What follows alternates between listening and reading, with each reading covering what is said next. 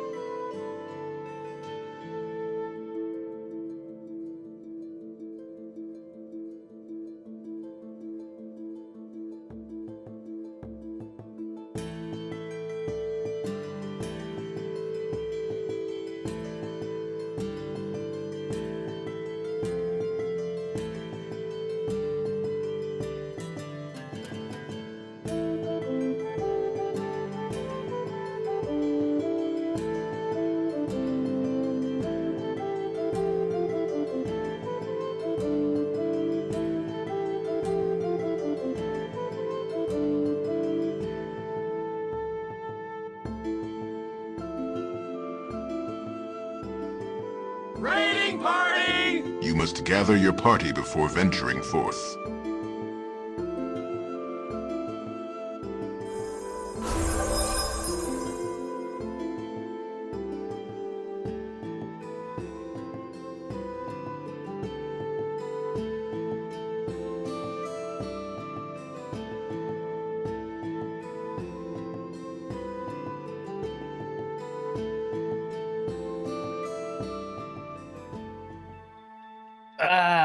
Okay, that happened a little bit sooner than I expected. Hi, welcome. BIPOC Ray Train, let's go. Hello. How is everyone doing? And also, I think my streamer bot broke again. Hi, welcome everyone. How's everyone doing? 7 days to die. How did that go? Did you last the 7 days? Hello, I'm good. So welcome, Sayuri Pastel. Thank you very much. Lotus Feathers, Smoky Plays. Hi, how's it going? Very good. How about you? I'm nervous. I don't know why. I'm very nervous, and my streamer bot disconnected once again from my OBS. So I don't know what keeps happening. But welcome. Absolutely chaotic. That is good. That always feels like a good time. Okay, so the port keeps changing. Let me... Is that gonna work? But yeah, welcome to the next leg in the journey on this BIPOC raid train. How is everyone doing? I have Blood Moon turned off, but we're just chilling. Oh, is Blood Moon the thing that causes all the monsters or all the zombies to spawn after a while? I don't know anything about the game other than there's zombies, so do apologize. Absolutely, you got this. Chaos is the best medicine. It is. So this is really strange. I've been streaming for like 3.5 years now, and I am still. I'm nervous all of a sudden. I'm like, oh my goodness, this is happening. Okay, so now that my streamer bot is telling me it is properly connected, let me give you another shout out again. So that everyone can see. Yeah, so that it's proper. That it's nice and proper. There we go. Alright. They spawn from star, Blood Moon brings more. Ah, okay. So the Blood Moon is the very big, not ungood or ungood night of don't want to be here. Okay. Yeah, welcome. I found out about this whole raid train a couple days ago, and I was like, oh hey, there's a couple of slots left. Mainly because, you know, I'm in Taiwan, which means in the US it's like night or early morning, depending on where you are, which means a lot of people are probably asleep. So I'm like, yeah, no, why not? I can take over this little bit here. Yeah,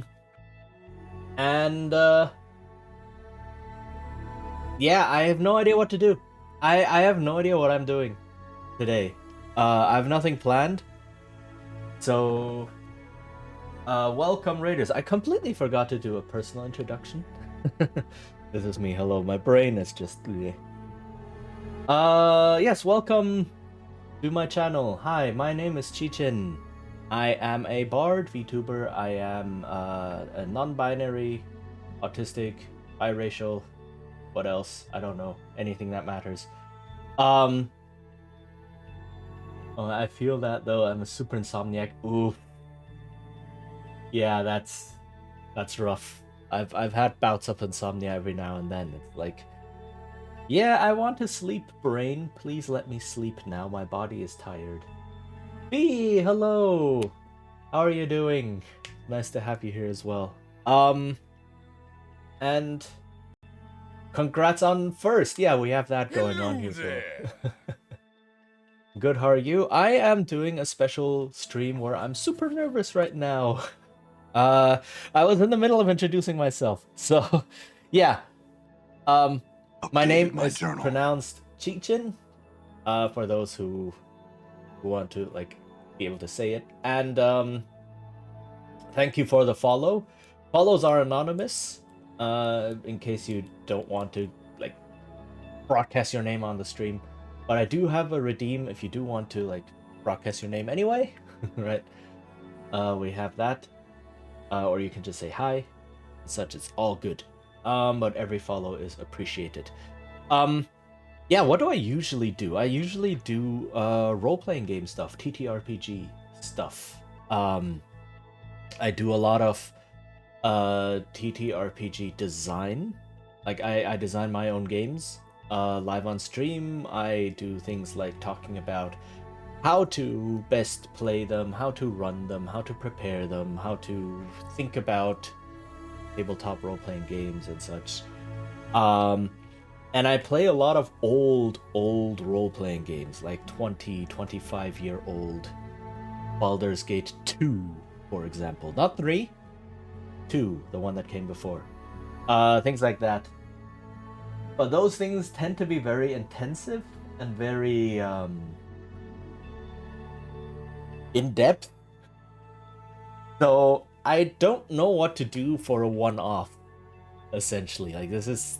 I don't want to be here like, oh, let's continue playing Baldur's Gate 2. I'm already like 6 streams or 8 streams into it. Doesn't matter. Everyone has to strap in for the right now. I don't want to do that. Also, since Fee is here, a good friend, MixFee, yeah, go check them out as well. Pretty chill streamer as well. Does a lot of cool words, co-op games. That's it. A lot of repo and such, for example. So yeah. Updated my journal. Thank you as well for the follow. And yeah, that's basically... I don't have anything planned, like I said.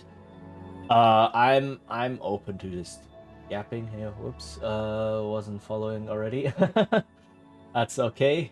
Welcome, J-Burp Games. How are you doing? Hope you're well. I am.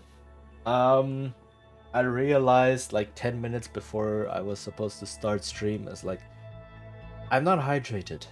I have a bit of water here. I'm super nervous all of a sudden for some reason. So that's happening. But yeah. Yeah, we usually do a lot of ranting on here. Ranting about things like D&D or other RPGs or old games or things like that. I'm like old dude yelling at cloud, that kind of vibe. And I'm not the oldest VTuber I know. Also, that ghost emote is adorable. It's so good. You know, like, I'm not the oldest streamer I know, but I am up there. I am in the upper percentiles. So it very much fits the persona. Is that what you can say? The little ghosts. I know, they're so good. I love that they're in the trans colors. So good. But yeah, usually, like, when it comes to charity event streams like this, let me actually also pick out some music. I do have a bit of background music going right now, but at the same time, like, that can get old very quickly. What are we looking for? Let's just go with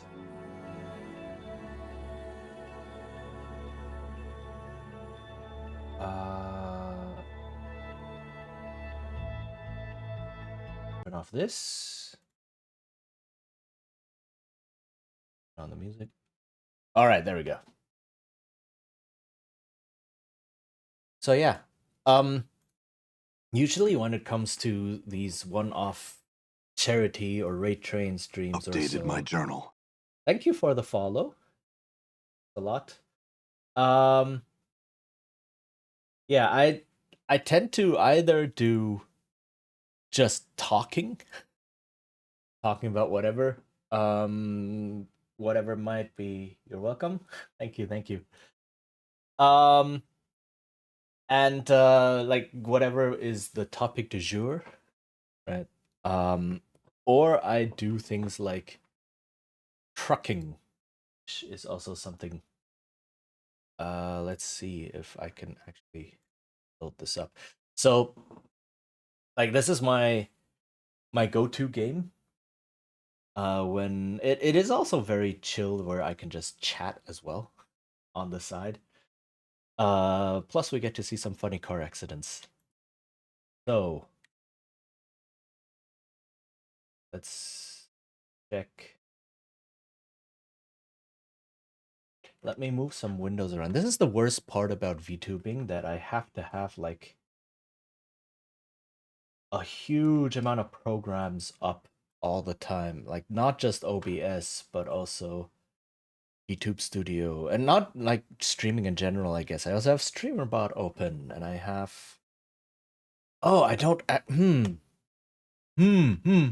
Oh my goodness. I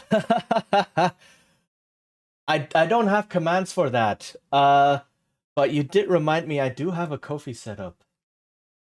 I do have one. I haven't been on there for ages. Thank you so much for trying those out. I don't actually have. Let me see. Let me see if I remember. I haven't been in my Ko-fi for Throne. Aha! Thank you so much. I used to have a Throne setup. You know what? So the issue with Throne is it's not integrated to anything in Taiwan. Because like Taiwan basically does not use Amazon. It's not really a thing here. We have our own local online shopping things. So Throne is just like, yeah, if you are in Taiwan and you wish to use Throne stuff, all we can do is a payout. Yeah, that's the best we got. So I should probably... Yeah, let me okay. Let me put up let me make a command for that real quick then. Add command, name Ko-fi, and then okay. And then I need to make an action for that. Chat commands, Ko-fi command.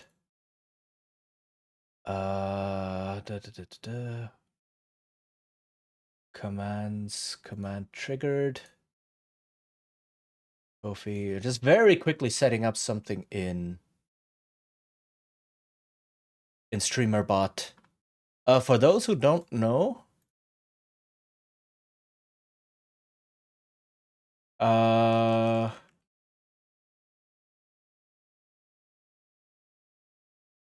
hold on. StreamerBot is basically a program that helps with running or like automating things on stream. So like all of my alerts run through StreamerBot.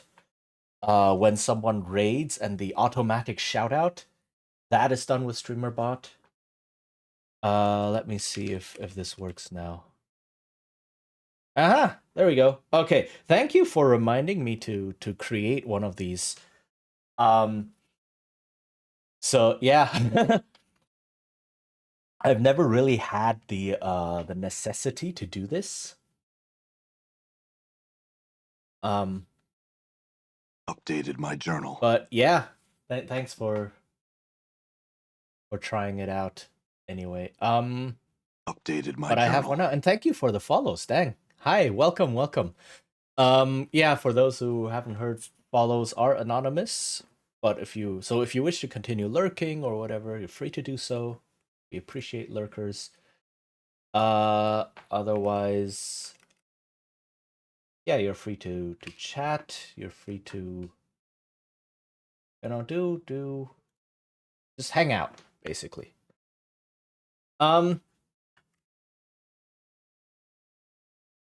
Okay. Yeah. Like I said, I do a lot of hello. Welcome, Prisma Mirage. How are you doing? And yeah, I hope everyone had a good week so far. Is it Sunday, like in the US and such? It is, right? Early morning. It is, as you can see on the clock, it is 4 p.m. in the afternoon here. So not quite prime time, but it's okay. I had a nice lunch. I can stream and such, so it's all good. It's 2 a.m. for me. Oh no! If you do have to go to sleep, then please do. If anyone does have to go to bed, if it's like bedtime and such, don't feel like you have to hang out or like stay here or something, like please take care of yourselves. Please go rest if it's time for you to go sleep and such, or eat or whatever, you know. Um, whatever your schedule demands. Good, just relaxing before I get dinner. I want to stop by and support. Thank you so much. Um, so yeah. Um my the adrenaline rush is wearing off now.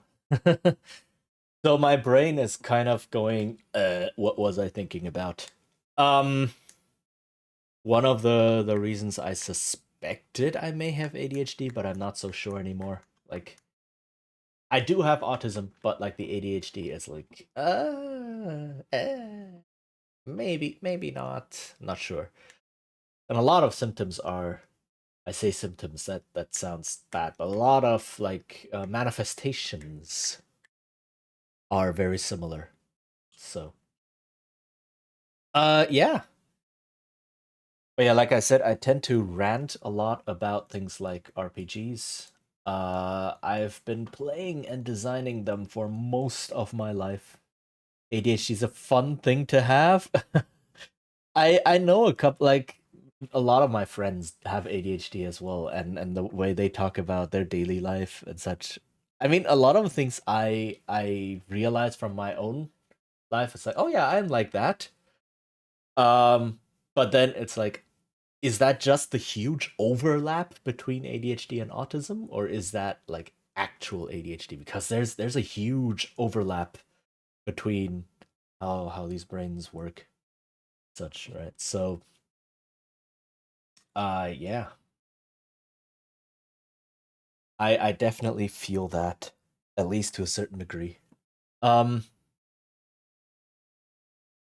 and let me change the categories around and such. Let's get some gameplay going. Because why not? Did it update? I hope so. It's still showing just chatting for me.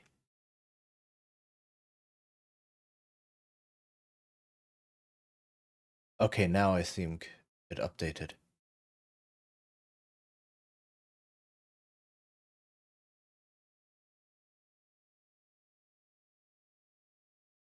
Is it showing anything? It's not showing anything. Okay.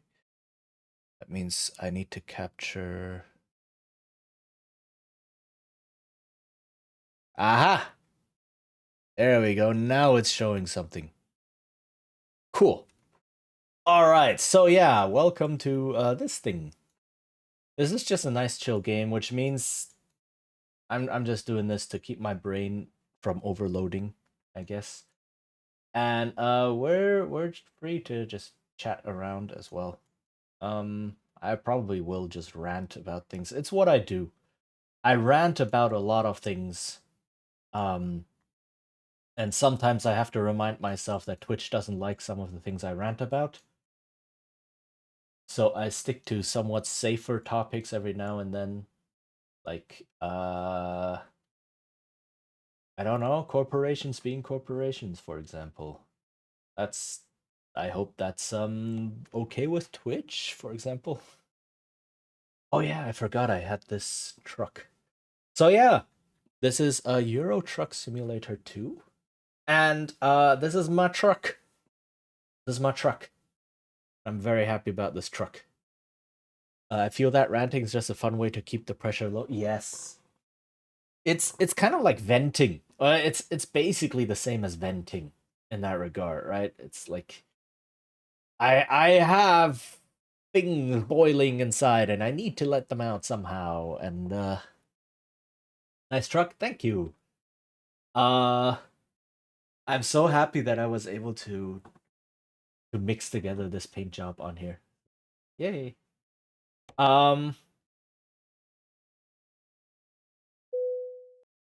and for me specifically, I need to remember all the buttons. Okay, for me specifically, this game is kind of nostalgic because I I lived in Europe for a long time. I am from Europe, basically. Love simulator games. Yay! Awesome. And this one especially is pretty chill. So I like that. One of the best categories in my opinion. Yay! Exactly. All right, let's see. What do we get? Jobs in Frankfurt. Let's go on a long trip. Let's go to Bulgaria. Why not? Okay, I need to remember all of my buttons. There's a lot of buttons here. Especially since I drive manual. So like stick shift. Because it's what I learned. And it feels very unnatural. Whoops. To drive something like a truck in automatic. So if you take the driver's license test, or if you learn like driving in Europe, most of the time you will be learning stick shift. Because most cars there are stick shift. Like you can get an automatic. Like if you're buying or renting and such, for example, but they tend to be a lot more expensive. And everyone, it's expected that everyone knows how to drive a manual anyway, right? So at car rentals and car dealerships, etc. Most of it is gonna be in manual. And fun fact, I used this game to practice for my driver's license exam. So I didn't learn how to drive a truck. I just learned how to drive a normal car. But this game, like, I like practice things like, oh, how to stick to my lane, how to watch things like when shifting gear, right? How do I do that? What do I have to watch out for? I need to get off the gas. I need to step on the clutch, and then I need to shift the gear, and then I need to slowly ease back into the gas and such. Or when I'm turning, it's like, okay, look at the mirror, and then look out the window and such. Or not out the window, but like look over the shoulder. Which is a bit more difficult to do in a truck. But, you know, it's like reminding myself of these things that are supposed to be automatic. It's like every time you take a turn, especially in a city. It's like you need to check the mirrors, and then you need to blink, and then you need to look over the shoulder. Make sure there's no bikers or there's like random cars just in your what do you call that in English? Blind spot, in your blind spot. Things like that. So I used this game extensively to prepare myself for the driver's license exam because it is very tough. It's tough and it's quite expensive. So if you fail, it's like, oh yeah, well, it sucks to be you. You need to pay the fee again next time. And then you need to wait a while again until next time, right? And possibly, depending on how badly you fail, you may have to take more lessons to iron out the things that you did wrongly and such. So it can add up. Yes, people are really bad about getting in your blind spot here. Yeah, it's very much like people don't know. Like what is it? I don't actually know if it's taught or not. Like if you learn driving here, obviously you're taught about blind spots, and even if you're learning something like a motorcycle license, there we go. You learn about things like, oh, don't stand in the blind spot of cars, or especially trucks. Trucks have huge blind spots. And when you're in school, like in elementary school, they teach you about blind spots in cars and how to cross the street safely and things like that. Or at least they did when I was in school 30 years ago. Whoops. Ah, well. Right. I don't know if they still do. They probably do, right? In elementary school, it's like, yeah, cars have blind spots, and while kids might not understand what a blind spot is, they do know that sometimes a driver in a car cannot see you, or at least they're taught that, right? And here in Taiwan, I do see very much that um people just don't understand that blind spots are a thing. Um, and it's like I took the where is it? Ah, here. I took the driver's license exam both here in Taiwan when I was like 18, 19, and then much later in Germany. And it's a world of a difference. Right here in Taiwan, um, they advertise with, "Ooh, we have extensive theory lessons. Those are not government mandated, but we do them anyway because we are a good school."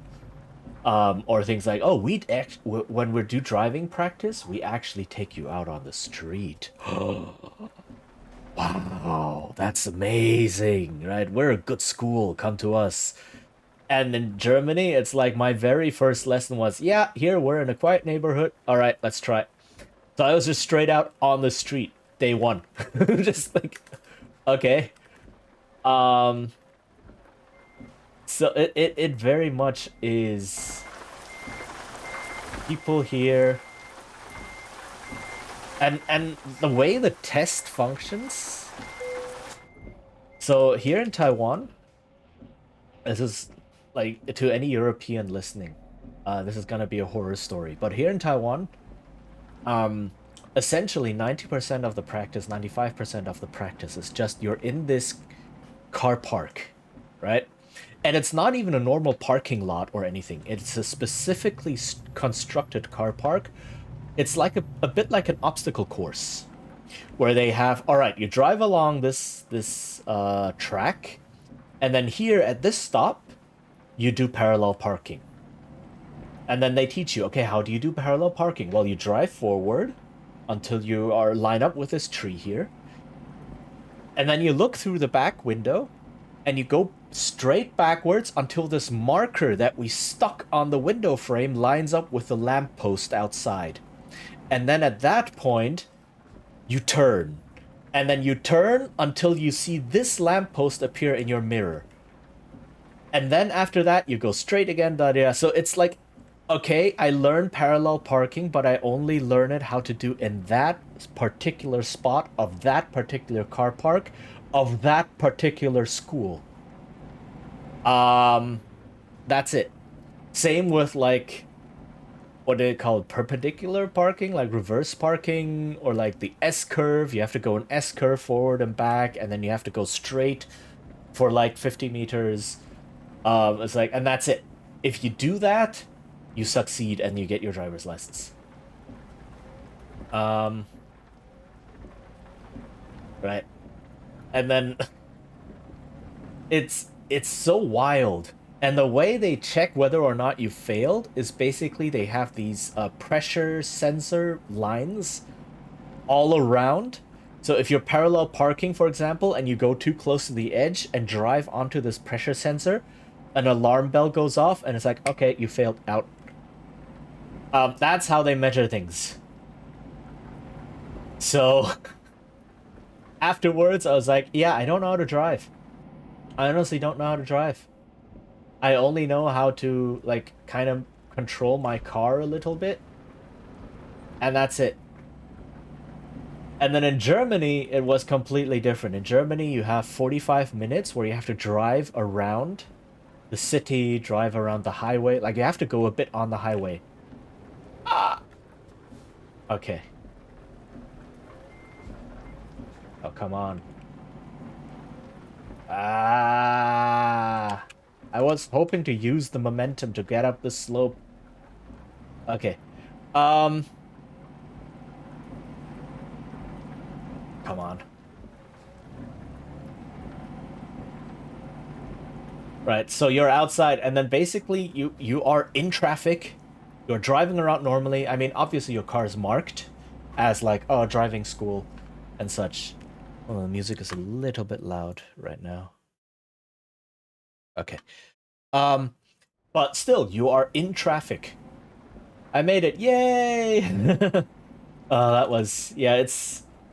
How heavy is my cargo? It's 21 tons. So yeah, trucks can struggle.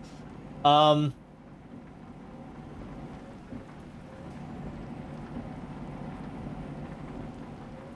on. All right. But yeah, you are just driving around normally. So if you do things like switch lanes or you have to take a turn at a big intersection and so on, you need to know how to behave in traffic. And if you don't, like the tester, the proctor is sitting in the car with you, right? And they will say, "Oh, please turn left up here," or "Please go into this street," blah blah. And then if you make a mistake while turning, if you don't look into your mirrors and they catch you not doing that a couple of times, they're like, "Okay, we're done here. You haven't been looking in your mirrors. You failed the test." Things like that, right? And there are, like, obviously the teacher will prepare you and say, okay, so they will test things like they will test a stop sign, they will test certain maneuvers like a U-turn, or like the emergency brake or parallel parking and things like that. So they will prepare you for that, and you practice all of those. But it is quite tough, and then there's a section where you have to go on the highway, so you have to go on there, you have to merge in properly and then merge back out, or unmerge back out and such. It's it was really rough. So like incomparable to the one in Taiwan. Like after the test in Germany, I actually felt like I think I understand how traffic works. I think I know how to drive. So, and you can tell the difference in traffic. Like traffic here is horrific. I'm afraid of driving here. Because it's very unpredictable. People just do whatever. And I am too fast. Whoops.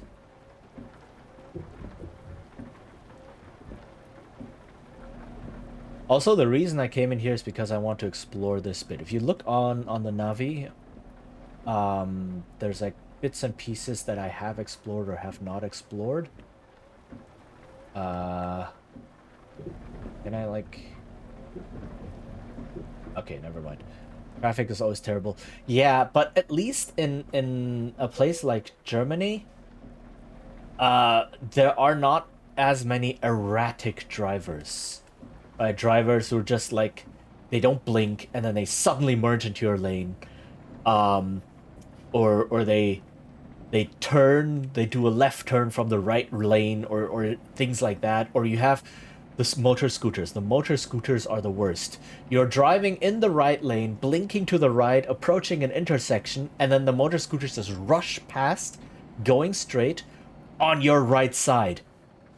It's like, buddy, do you understand what a blinker is? I know you never use it, but can you at least interpret it correctly, right? And a lot of people don't understand that traffic is dynamic, and it's like, oh, there's a gap right here, which means the gap will always be there. Let me rush toward it right now. And then obviously the gap disappears because cars move, and then they're stuck somewhere or almost run into something. It's... I don't know. Here I am ranting again. Hooray, that's what we do. Oops, that was the wrong button. I just turned off the engine. That's the button I want. Cruise control. Okay. Right, so that's road rage bait. Yeah, it's... There's not so much road rage here. Ironically, there's more road rage in Germany. It's funny, there's not so much road rage over here. But there is things like right of the more expensive car, right of the bigger car, right of the mafia car, right? Things like that. If you drive a big expensive car, other people will let you go first. If a car looks like it probably belongs to the mafia, other people will let that car go first. Things like that, right? So that it's like all the traffic rules and laws and such are a suggestion. It's like if you do this, maybe traffic can work, but eh, you know, it's a bit of a Wild West. So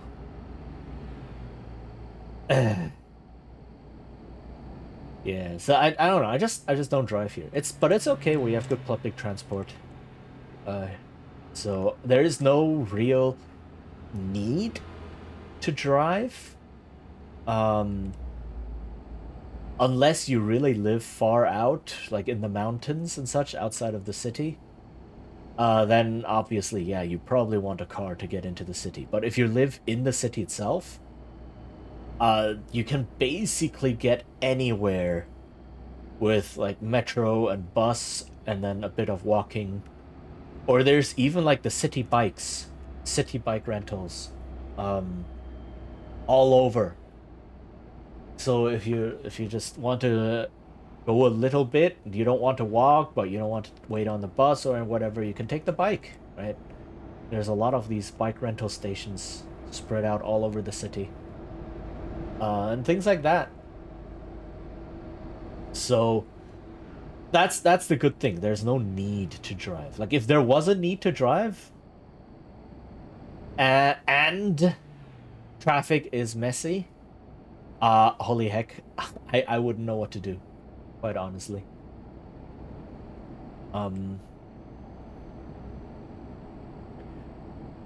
But yeah, so far it's been working out.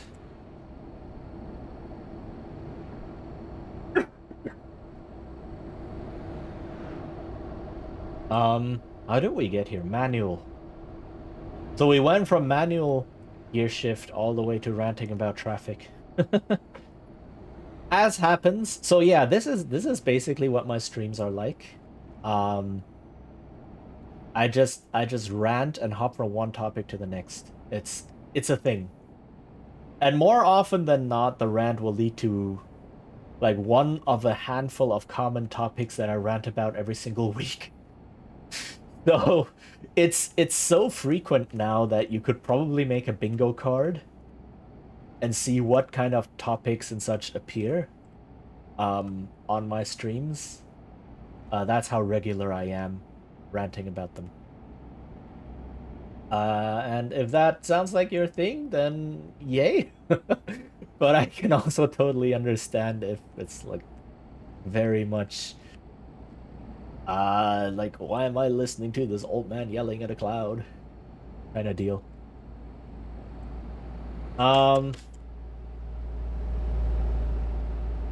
Yeah. Other than that, oh, that's one of the things that makes me want to move to another country. Honestly, most of the US that I know of doesn't have trains or subways, like specifically Oklahoma. Oof. Which is where I'm from, has little to no bus stations or trains to get around. Yeah. Like there are some large cities that have working subway lines. Like I know of New York and Chicago, for example. Those are the famous examples. But like, yeah, no, it's very much car lobby, just completely dominating public policy for the last 70 years. Right. And then the public policy giving in to the car lobby because awesome. I mean, obviously there's like a car lobby in Germany and such as well. Duh. Like a lot of big car companies. But at least governments, local governments so far, have been sensible enough to realize that we cannot have cars all over the place. Part of that is also there's been public transport infrastructure that's been around for like 100 or 200 years, right? There's tram lines all over the place, and trams have existed for, well, maybe not 200 years, but like some tram lines are really, really old. And also a lot of European cities are very small in the sense of like the streets are tiny. Um, because they were built in medieval times when you only had to size a street for maybe a cart, right? Or a handful of people and not multiple cars going down multiple lanes and such, right? So you just have to look at city planning and realize, yeah, no, if we don't run a bus through here or use the tram lines that are already in the ground from like 3 generations before, um, things are gonna turn sour. So it's more like modern Germany or modern Europe inherited a lot of the infrastructure, public transit infrastructure that it was there, and just built upon that more than anything else. Um, which is why I appreciate places like Taiwan, Taipei especially, uh, which is they like traffic here has always been a huge mess. And traffic here has been absolutely deadly. Like you would get kids, for example, just killed in car accidents every week. Like it was a regular occurrence. So it became so bad that the government said, yeah, if we don't do anything right now, um, like people are gonna revolt, right? So they turned to policy. Yeah, it really was a big thing. Um, it was like you would hear it like when I was here as a kid myself, what, 25 years ago or so, 30, 25, 30 years ago. Uh, it would be like regularly on the news. You would hear, oh, a car accident, another kid killed crossing the street, and so on. It's like, eh, it was just life. That's how bad it was. Now it wasn't a hellscape. No, obviously the news were still shocking and people were horrified and saying this shouldn't be happening. Like they didn't just take it and say, it's just part of life here, right? Um, but like it still happened because there wasn't any movement yet from like the government and such, from policymakers or infrastructure. Um, And then over the past 3 decades, they changed a whole bunch of things. They started doing things like um, building pedestrian crossings, like elevated or underground pedestrian crossings over big intersections. Um, Now, those are always very tricky here in Taiwan because Taiwan is an earthquake hotspot. So whenever you build anything resembling a bridge or a tunnel, you have to get the like quintuple checked to make sure that nothing will collapse in an earthquake.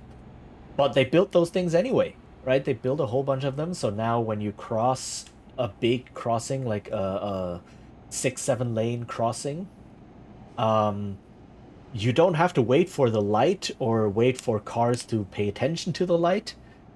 You can just evade traffic completely, right? Um, and they put in multiple laws. One of the things that wasn't actually law was motorcyclists didn't have to wear helmets. That wasn't the thing. And then people looked at that and said, wait, why don't we just make it a law? Seatbelts are a law. Why aren't motorcycle helmets a law? Right? Given that motor scooters are by far the most common method of transport here. Let's make it law. And then they made it law, and immediately the amount of motorcyclist deaths plummeted completely.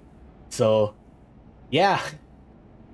Um, and a lot of these things, and it took time, obviously, but they made a lot of gradual changes. They built out the metro, for example. The metro here is super new. They started building it when I was in middle school. Um, and it's still being expanded now, but like the metro is what, 20 years, 22 years old, something like that. GTA truck driver. Hi, Capsize. How are you doing? Not quite GTA. I'm trying to stick to the laws here. um Oh, I have to cross here. Yeah. So they did all of that. They put timers on lights, right? So you know how long to wait for a red light and things. On pedestrian crossings, they put timers on the green lights and such. Um, and the newest effort right now, Jijin tries to stick to the law. Yeah, exactly. I mean, I'm delivering petrol. I don't want this petrol to like it's not gonna explode because it's not programmed into the game, but you know, why not? Um the newest thing they are doing right now is fixing up a lot of big crossings, big and small crossings. By essentially expanding the sidewalks and shifting crossings further into lanes and such. Right, a lot of the old crossings were made by people who didn't really understand safety and crossings. And also back then, it's like this wasn't very much studied. But now we have a ton of data. No big boom. Yeah, it's not part of the game. It's not part of the game engine. We have long time traffic problems here. Ego plus road rage. Yeah. I can imagine that it's very bad. So also probably like the bigger car wins. That's what it used to be like over here. It is better. But like as someone who's interested in like urban planning and such, seeing the changes they are making to all the crossings, it warms my heart because they understand things like, oh, if I make the crossing more narrow for the pedestrians, or more narrow in general, then that means cars, when they approach the crossing, have to slow down. It's a shorter walk for the pedestrians on car occupied space, right? And it gives the pedestrians a bigger vantage point if they can step into the crossing a little bit while still being on pedestrian space, right? They have a wider field of view and can see cars more clearly, and cars can see them more clearly, right? And a lot of these small things, but it's like, let's push out the sidewalk by a meter over here. Make the crossing itself a meter shorter. That changes a lot. Or like shift the crossing from in the intersection and push it into the lane by like a meter or a meter and a half. Does the same thing. Suddenly pedestrians aren't fighting for space with all the cars that are turning. When cars are turning, they have a little bit more space to make the turn and then slow down again. Pedestrians have a shorter way to walk, right? And they're only competing with cars in their lane and not the cars that are in the crossing and all of that, right? So it's amazing seeing all of these changes happening all over the city. And my nerd brain just gets very giddy at all of this urban planning stuff happening here, this data-driven urban planning stuff. So that's really really cool to see. Um, Pedestrians living on the edge. I can imagine. Yeah, every pedestrian should carry a brick. Yeah, definitely. That's the best self team for real though. Either a brick or a bat. Yep, yep. Um, isn't there a cross? I saw a TikTok video or something that was posted around of a crossing. I think in the US that does exactly this. They have like a basket of bricks on either side, and they say before you cross, take one. And someone was filming a TikTok going like, "Oh yeah, took one," and then just as they were crossing the street, just waved it around menacingly. Um, and then got to the other side and put it into the basket there. So yeah, that's the state of traffic.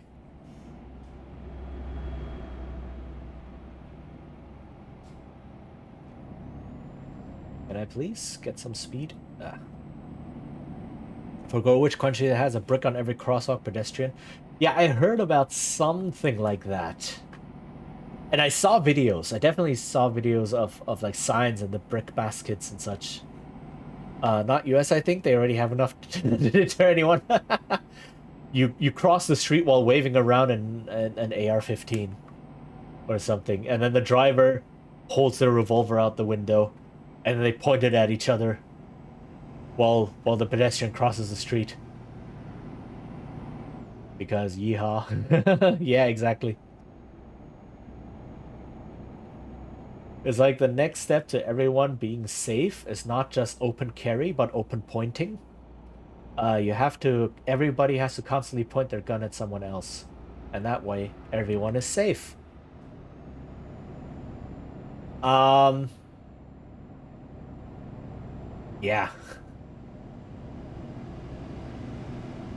The absolute state of everything. Oh my goodness.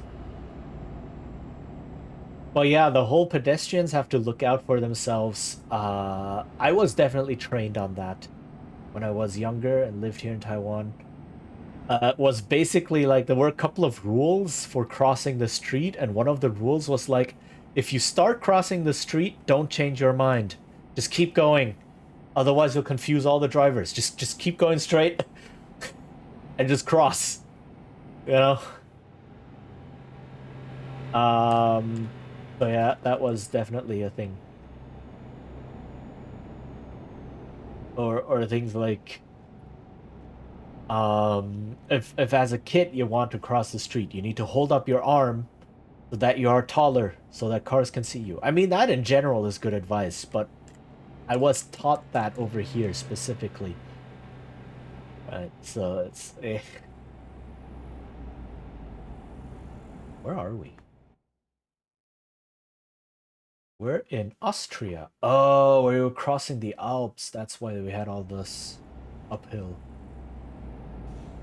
I tried that lesson, but when I cross the street, they accelerate. Well, then you accelerate as well. Or something, I don't know.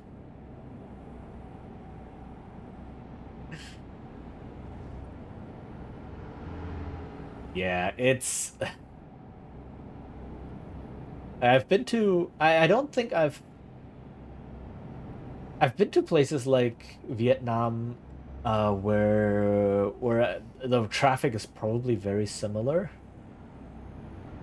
And it was very much like, yeah, um, you need to fight against cars for your right to cross the street, things like that. So that was part of the adventure. They swerve on purpose. Yeah. It's this whole antagonistic thinking that is very much like, oh no, the road belongs to me, or like I have to go now. Things like that.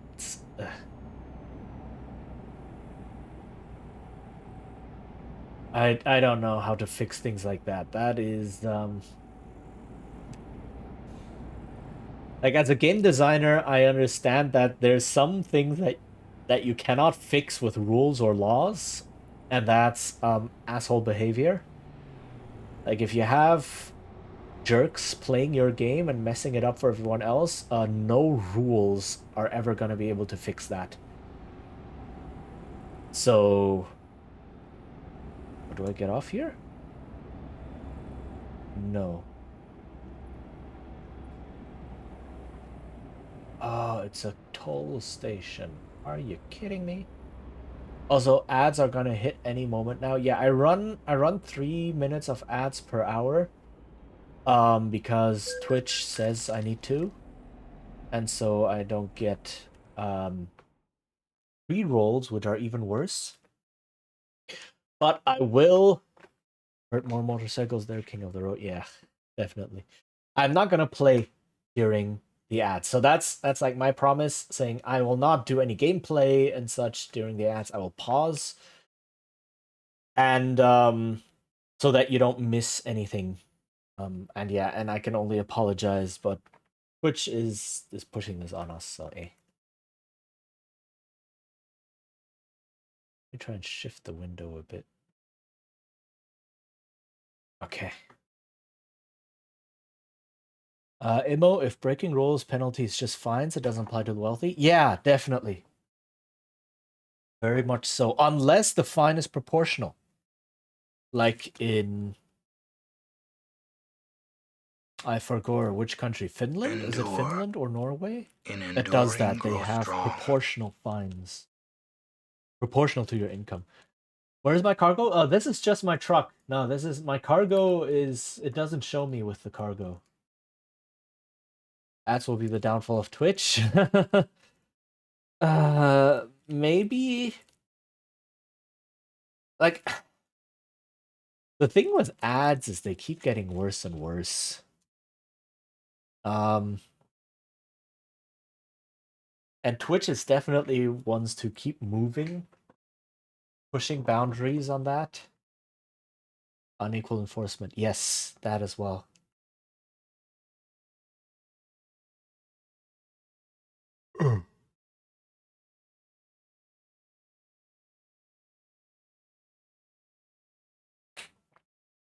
Um But yeah, I used to remember like back when Twitch ads were not guaranteed when you were affiliated. Right? Twitch ads were a partner thing. It's like, oh, if you are a Twitch partner, constant change of TOS is a headache. Yeah, definitely. But I still remember back in the day when ads were only a partner thing. Like if you are a partner, you run ads, usually pre-rolls and such, and then the partners will get money. And then Twitch was like, hold on, we have this huge amount of affiliates that we can push ads onto. And then the ads were like, oh, half a minute of ads every now and then randomly, right? We had no control over it. And then at some point, Twitch approached larger creators who were they partner? Maybe? I don't quite remember, but they approached them, or not approached them, but they unlocked this ad management thing on their dashboard, and were like, oh, if you run, I don't know, 1 minute of ads every hour, you get like a 20% split. If you run 2 minutes of ads, you get a 40% split. If you run like 3 minutes of ads, you get a 55% split or something like that. Or you get a certain amount of money. And these numbers were all over the place, right? A lot of Twitch partners were posting this on like Twitter or other social media saying like, oh, Twitch has unlocked this for me, right? And saying, oh, if I run this and that many ads per hour, I get this and that much money. And some were asking for advice, saying like, oh, how much should I run? And some were saying, oh yeah, I'll run this. Apologies, but you know, it's good money. I can get like $500 for running this. You know, it's a lot. It's good stuff. Hurt you slightly more if you play ads per hour than pre-rolls, possibly, because pre-rolls I think only trigger once, right? And I think all of that was Twitch trying to gather data, right? By the way, ads are over. Welcome back, everyone. We're talking about Twitch and their ads. Or it's partly gathering data of which option is picked the most frequently and which option are people most comfortable with. And then I think they zeroed in on 3 minutes per hour. Before, like 3 minutes per hour is very arbitrary. It doesn't have to be 3. It could have been anything. But I guess most people picked 3 minutes per hour and said this is the best compromise between time of ads versus money I get and things like that. And then they just made it a standard. They just said if you don't want any pre-rolls, you now run 3 minutes of ads per hour. It's like if you don't want ads, run ads. So thank you, Twitch. Thanks for that. And yeah, that's what we get now.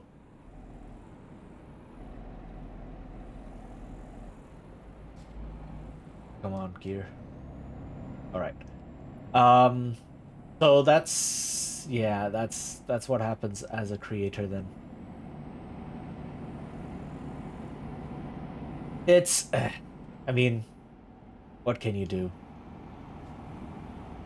Right? Pre-rolls are worse than scheduled ads, I feel. And a lot of people who run scheduled ads or are looking for advice on which one to pick, like most people agree, pre-rolls are worse because with scheduled ads you can schedule your content around them, you can take breaks, you can say like, oh yeah, there's ads, so I'm gonna not stop streaming, but like pause the game for a moment and such, contradicting the creator's foul move. Yeah, it's not so much contradicting the creators. It's more like a it's a kind of, what's this kind of choice called? It's not a sadistic choice, but it's like a choice between two negatives in a way. It's like, do you want this kind of ads or do you want that kind of ads? Right? But you have to have ads. There's no way around it. So you're just stuck there following Twitch's whims, in a sense. Okay, I need to make sure that I see which one I need to get off. The next one.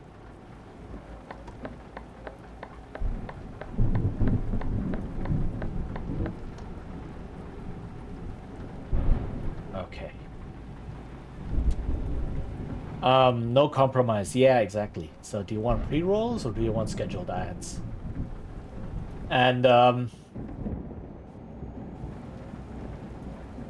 pre-rolls are worse because if someone is like browsing streams and clicking in, it's like, oh, what is happening here? And then they immediately get hit by an ad. A lot of people say, yeah, no, then I don't have any interest to stay. I'll look for another stream, which is completely understandable. 100% understandable. Why is there a passport check over here?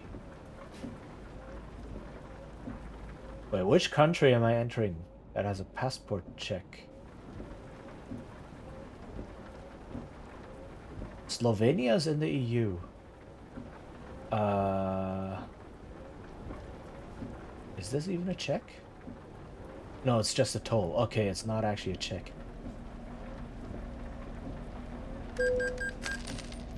I've had that happen a few times even with the scheduled ads. That you get pre-rolls? Oh god, that sucks. That really sucks. What may have happened there, but like also Twitch ads and their scheduling and such are inscrutable. What may have happened is that the scheduled ads haven't played yet, because what it does is it counts the hour from after the ads play. Right, so if I play 3 minutes, then it says, okay, for the next hour or next 57 minutes, you won't get any ads. So what might have happened is that stream starts, the ads haven't played yet, and then and then you go in or someone goes in and then you get the normal pre-rolls, and then ads happen. The scheduled ads happen, maybe.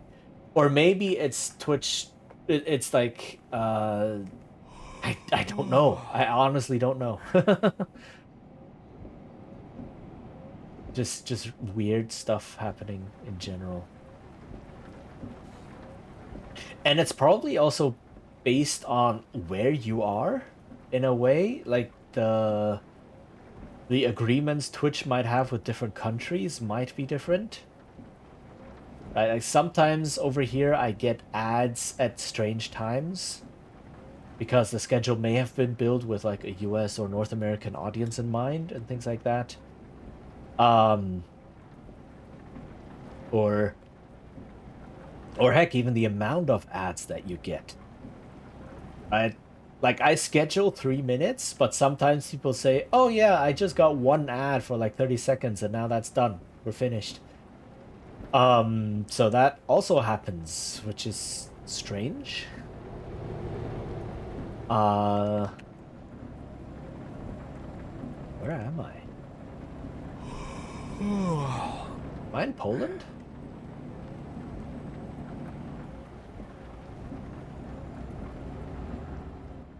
No, I can't. Oh, I'm in Slovenia. That's it.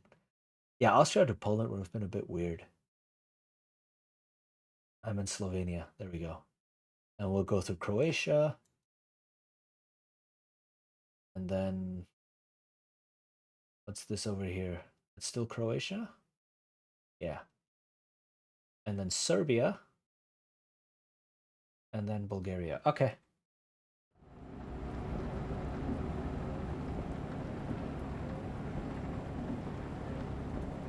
Like, I don't mind it, but it gets annoying, though I have managed to get around them a few times just by closing the stream and reopening it. Yeah, see, that's also just very strange that you can bypass it like this. Which is, or I don't know, if you open multiple streams, like different people or so, maybe Twitch freaks out and doesn't know what to do anymore and things like that. I have no idea. But they are a reality right now, as long as they don't get worse. Like Twitch is testing banner ads, for example. They've been testing them for a while now. If those are in addition to scheduled ads, it's bad. If they are a replacement or an alternative to scheduled ads, then they're good, right? But we don't know. Because Twitch is a big corporation that has to make money. Corporation's gonna corporate. I need to rest, so I need to get over here.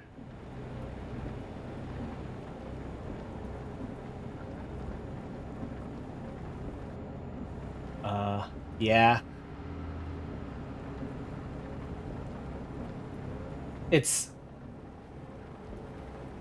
and I do feel like they'll like push changes on us bit by bit, small change by small change. Because that's the best way for people to accept a new normal, or even a worse way to enact change, or not enact change, but to change things for the worse, is you do a big change that makes things worse, then people complain, and then you roll it back halfway.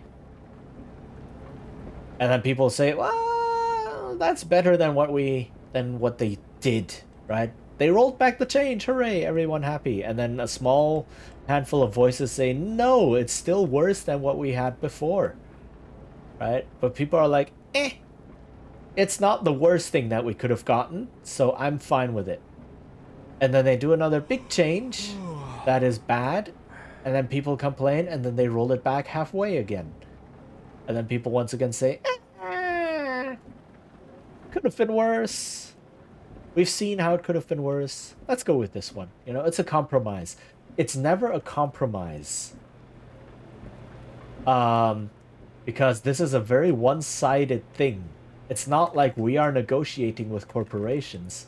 It's just the corporation says, I have a monopoly. You do what I say.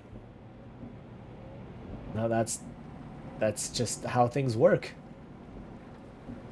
Big corporate strategy, big push. They expecting backlash, backtracks, but they implement what they wanted, or they implement part of what they wanted, or rather, they implement what they wanted, and then in the initial change, they added a whole bunch of things that they didn't want, but which look worse, right? So it's like, we have a puppy, let's give it head pats. And then the corporation comes along and says, let's throw the puppy into the wood chipper. And everyone complains. It's like, okay, we're not going to throw the puppy into a wood chipper. We're just going to halfway submerge it into crude oil. And everyone's like, it's not the wood chipper. You know, it's okay. The puppy can become crude oil proof or something. Whatever. Right? And then they next go, well, let's set the crude oil on fire. And people complain, it's like, no, we don't want to set the crude oil on fire. The puppy's in there. And then the corporation goes, okay, let's just not feed the puppy anymore instead of setting the crude oil on fire. And people are like, we didn't set the crude oil on fire. I count it as a win. So that's how it goes. Compromising? I never heard of it. Yeah. Immo, it is their goal. The rest are distractions. Exactly. Exactly. And it's a scarily effective tactic because people don't learn. People do not learn. So it's still the right of the more expensive car, right? Whoever has the more expensive car has right of way. And if they run over your foot, then they can say, well, at least I didn't break your leg. And then the judge goes, you know what? They're right. They didn't break your leg. It's all good. But your foot was still being run over, so who really wins? The big car wins, obviously. But it's...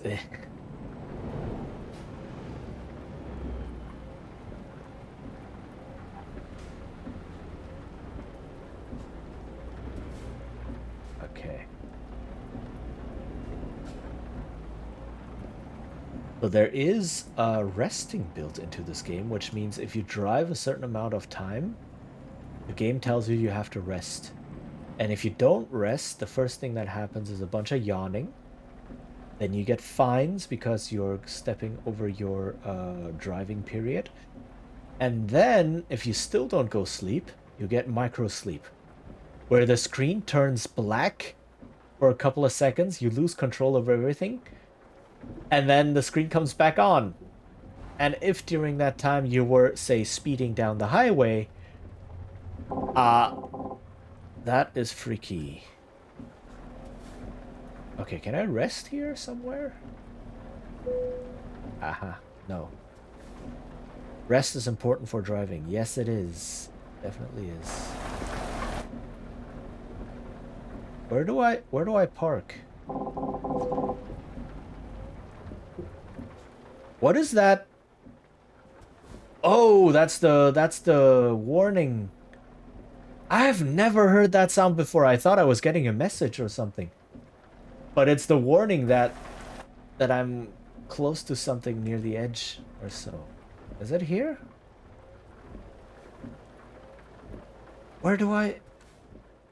So confused. It says rest spot over here, right? We can all see the symbol. Why I stop my driving lessons? I easily get sleepy even when caffeinated. Oof. Yeah, that's... Yeah, okay, it is the warning that...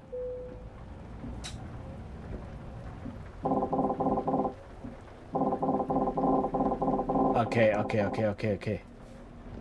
Where do I go? I'm supposed to get a prompt somewhere saying turn off your truck and now you can rest, but I'm not getting it.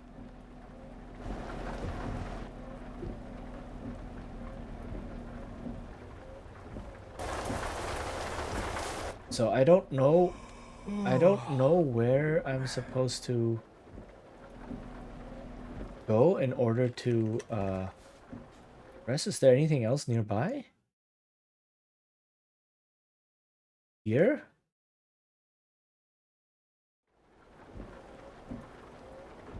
That seems like... Okay, maybe I can go that... Yeah, but it's weird. If it's just parking for cars, why does it have the symbol for rest stop? Lower power, yay! Thanks for that. Avoid sleeping offense. See, I'm getting that. I got the prompt. There. Oh, now I'm resting. Okay. There we go. So I don't need this stop anymore. And I can continue on my way. All right. Awesome. Yay! So there's no more rain, I think. And now it's nighttime. Okay. Let's get out of this small parking lot.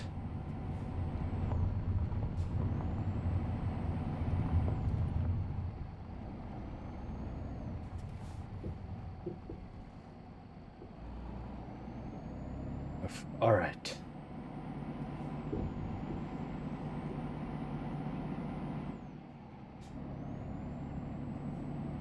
All right. We're all good to go.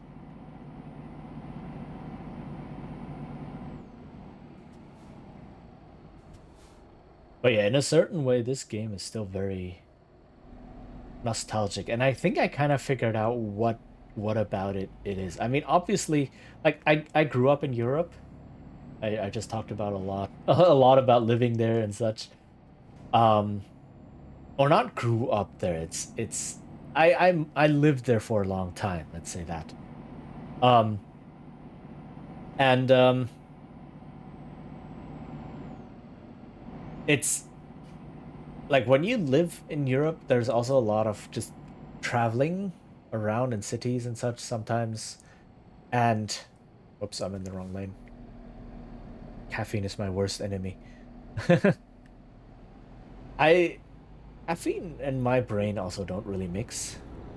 Man, it didn't work here. I tried. That didn't work here. Oh wait, what didn't work? The like the emote or what? Um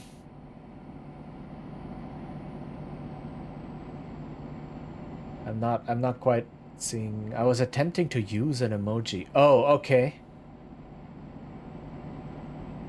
I see some red lines that are shaking. I don't know if that's what you attempted. But yeah. I'm not sure. Yeah. So I don't know what it is that didn't work. That's also the thing, right? Um, like all the emoji encodings and such. Okay. It did work on your end, just not mine. Oh, okay. Okay. Yeah, I'm looking at this on OBS, and on OBS I have the red lines. The shaking red lines. Okay.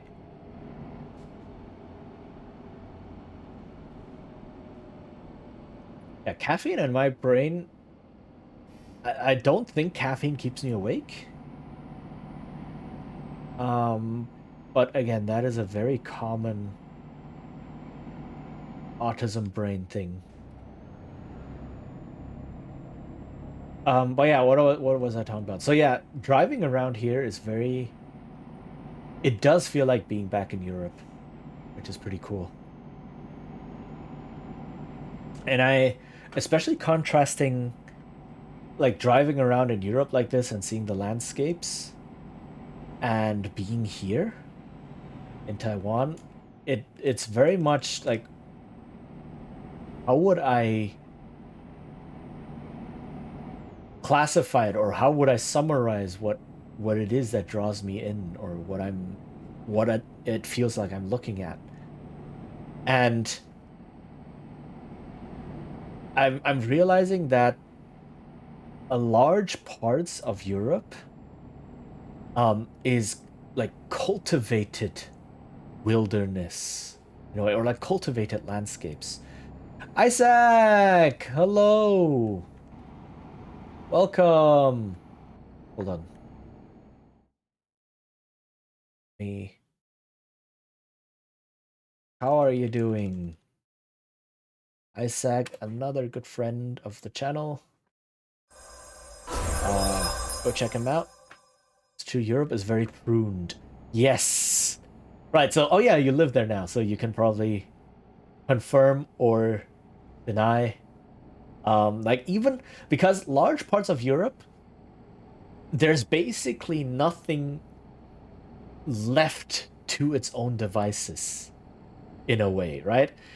It's like if you drive around on highways or take the train or anything like that, there's basically three types of terrain that you will run into in much of Europe.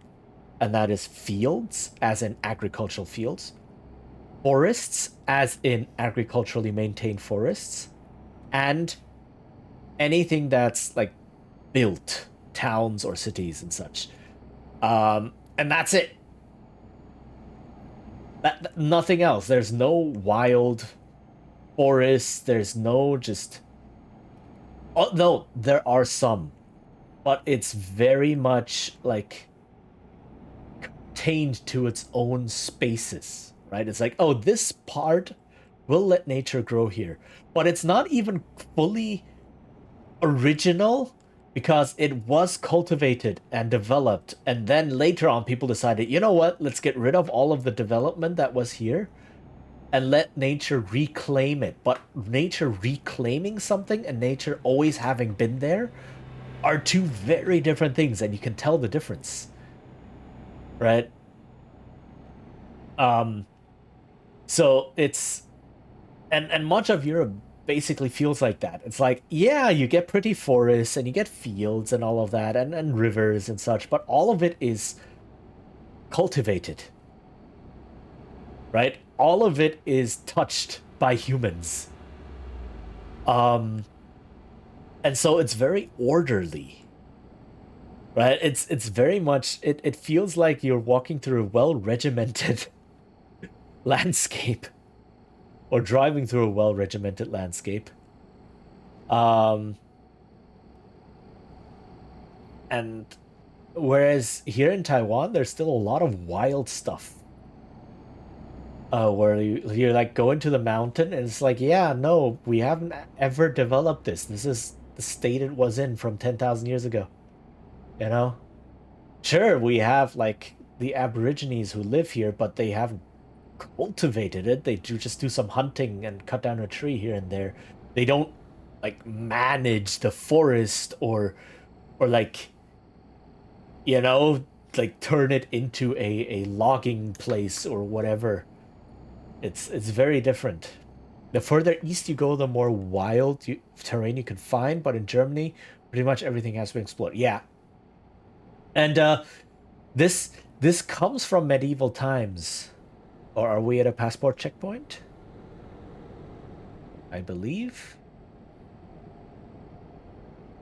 So if you look on the map, sorry. Just very quickly, changing topic. So very interestingly,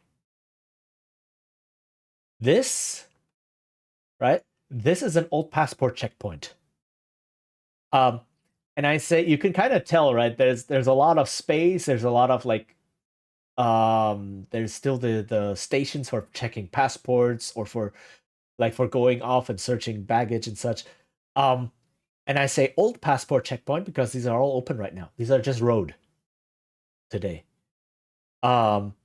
Because both Croatia and Slovenia are in the EU.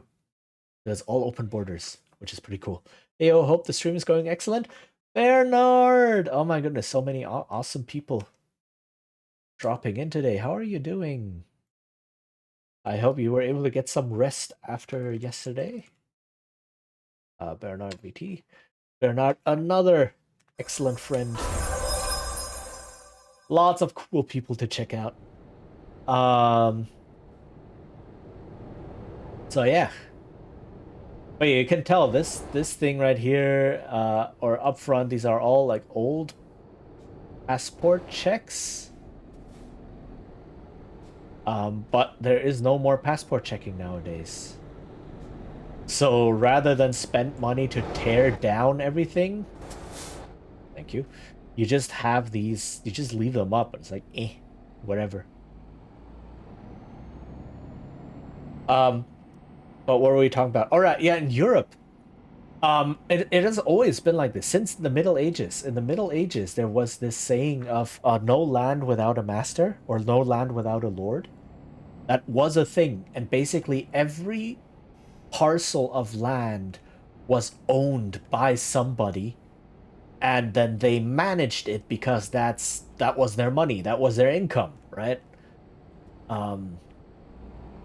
So a lot of, at least like Central and Western Europe, at the very least, was very much all just, it's always been under human management for centuries, and that leaves its marks. But so France and such is very similar. Spain, not so much. You go to places like Spain or Portugal, but Germany, France, Britain, Italy, and such. Heck, even like Poland and Czech Republic, in large parts, it's all just, yeah, this has been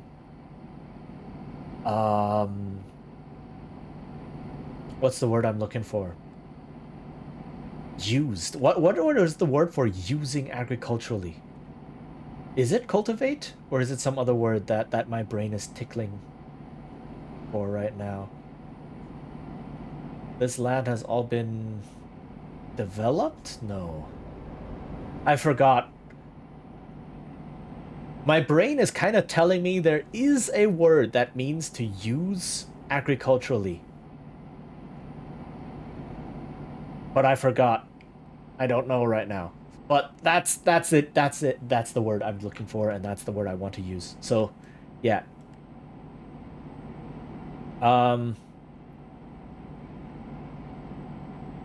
Cultivate? Yeah, exactly. It's like, is it that one? Is it that? It feels like it could be, but then my brain is like, it feels like there's another word, boss. It feels like there's something deep in the recesses that I cannot quite grasp. Let me look up. I'm gonna do a very dangerous thing, and I'm gonna text and drive. Don't be like me, kids. Don't text and drive. But I'm gonna look up a dictionary, and I'm gonna look for the thesaurus. Develop. Yeah, that's the other one. But it's like, is it that one? I don't know. I'm gonna look up synonyms for cultivate and see what I find. It is indeed cultivate. Okay. Acquire, develop, form, absorb, adopt, embrace, take in, get in, obtain, achieve, reach, foster, nourish, nurture, promote, help the growth and development of. Let's see synonyms. Advocate, back, champion, endorse, support, uphold, endow, finance, fund, patronize, stake, subsidize, abet, aid, assist, advertise, boost, plug, publicize. I have to watch the road real quick. Agitate? No, this is look after, assist the growth by labor or care. Crop, culture, dress, grow, promote, raise, rear, tend, produce, propagate, harvest, reap, germinate. Ah. To work by plowing, sowing, raising crops. Tend. Is it tend? The land is spronged. Yeah. The land is being spronged. Also, I ran into a car while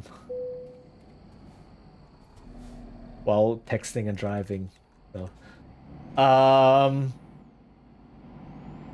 yeah, but that thing, you know, where you develop the land and then you grow crops on it, or you manage it. Tend is another word for it. Yeah. It's all looked after and managed. So, yeah.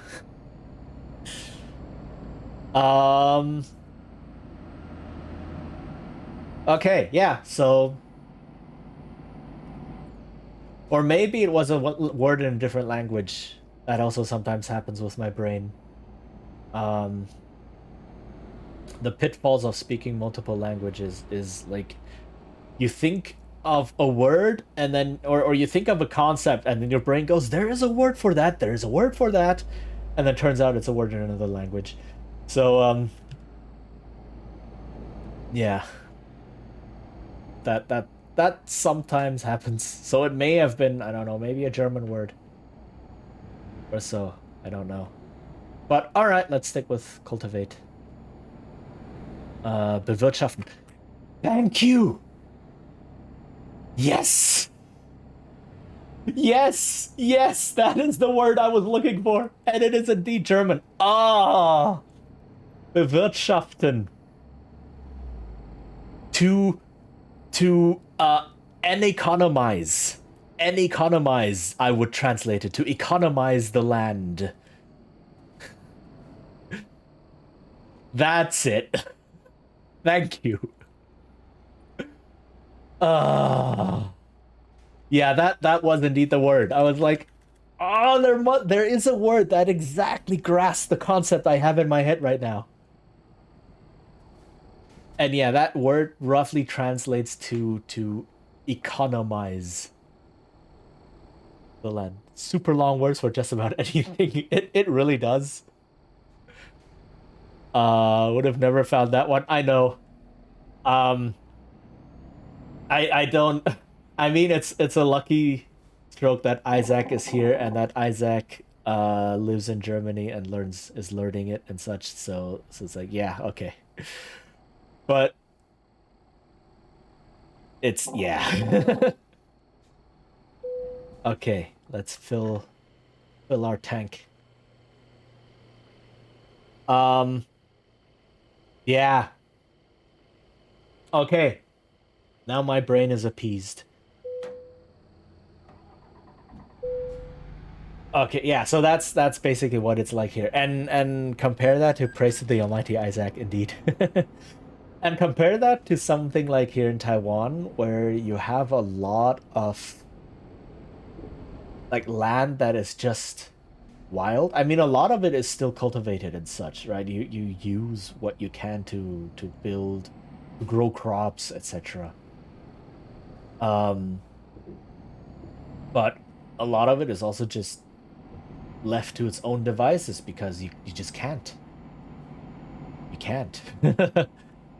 um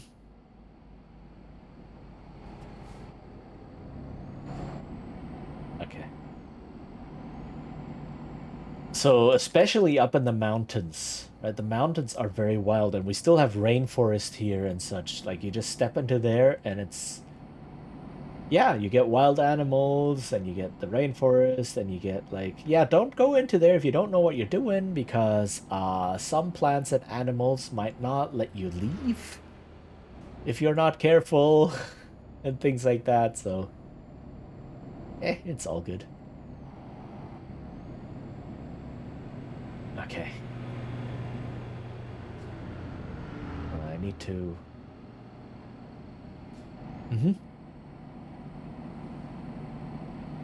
Yeah, so it does feel very different. Paradoxically, urban centers here in Taiwan are absolutely massive, especially compared to Germany. Because Germany never had a single center. It never had a single cultural, political, economic, whatever center. It had lots of small centers, right? It had like hundreds of small kingdoms and duchies and such, and each one of them had a capital, which is why even a small town of like 80,000 people has its own palace because a duke used to live there. It makes me sad that we'll probably obliterate all natural wildlife before we reach Type 1 civilization. Dang, yeah. True, Berlin is basically 18 towns pushed into one. That as well. Okay. Yeah, it kind of grew like an amoeba and just absorbed a lot of towns around it. A lot of large cities, Frankfurt as well. Frankfurt and Hamburg, and such are similar. The only cities, like old Roman cities, for example, aren't like that. Köln. Köln is very much, yeah, no, this is one city. Um, but even so, in Germany, there are only 4 cities that are above 1 million people. And even so, Berlin is like 3.5, which isn't all that large, all things considered. Right. So you have Berlin at 3.5, and then Munich at a half of that at like about 1.8, 1.9, and Hamburg at a third of that at like 1.2, and then Cologne just breaching 1 million people. Right? Relatively small cities, yeah. Like heck, even a city like Frankfurt is only about 600,000 people. And you'd think, what, Frankfurt, the financial center of all of Europe? Like, that's where the European Bank is? The European Central Bank? That city only has 600,000 people? Yeah, it only has 600,000. And then you come over here, Taipei, Greater Taipei. 5 million. Just, yeah, a chill 5 million. Let's go. just that. So, it's a very big contrast. So, and I grew up here. I grew up in Taipei as a kid. And then when I moved to Germany, I moved to Berlin first because that was the only thing that felt like a village. And then I went to visit a friend once in Munich. I was like, the heck, Munich is a village as well. It's tiny. It feels so tiny. There's not much.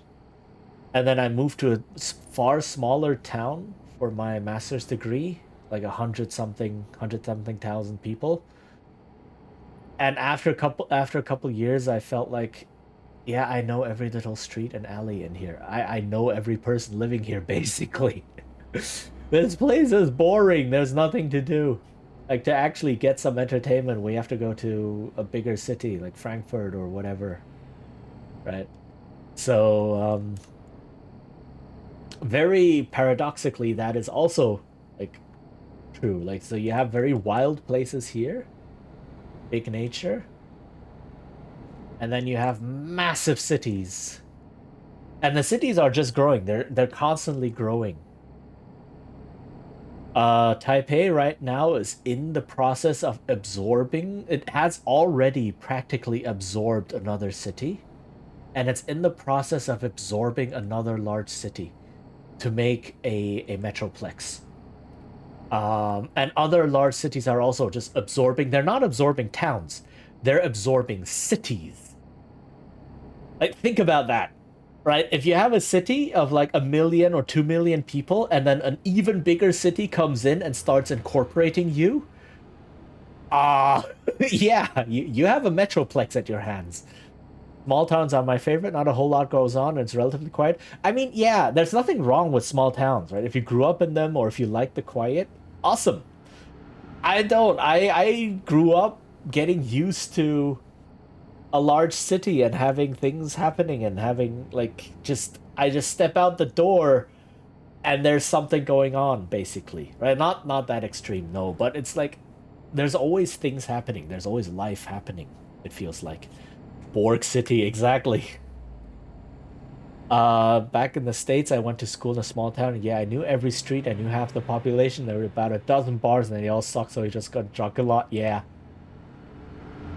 It's really like the town I went to for my master's.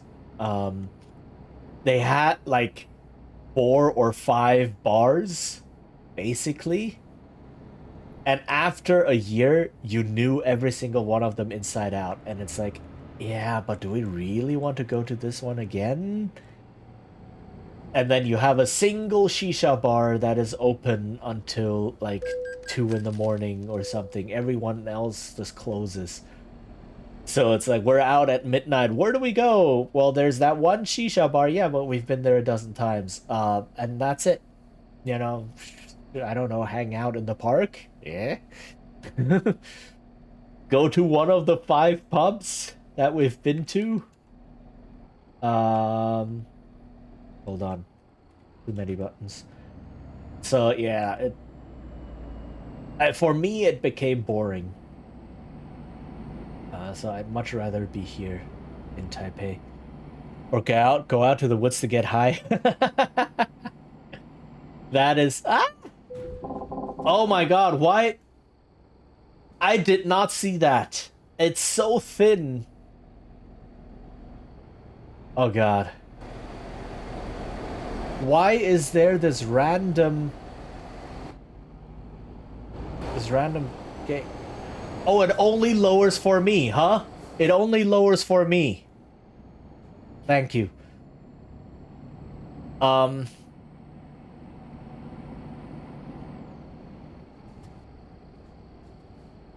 Okay, where was I? But yeah, oh, is this actual? Oh, this is the actual passport check. Yeah, because we're entering Serbia. Fun fact, Serbia is not in the EU. Croatia is. Serbia is not. So now that we're crossing from Croatia into Serbia, they have to check our passport and our papers. So this exists in the game as well, but it's not that there's no passport or papers. It's basically just you sit here, you wait for a moment. It's like checking your documents, and then you just continue. Okay. Interestingly, they haven't implemented that passport and paper check that happens when you go from the UK to mainland Europe. Even though that is a big thing now. I don't know if they'll ever implement that. Yeah.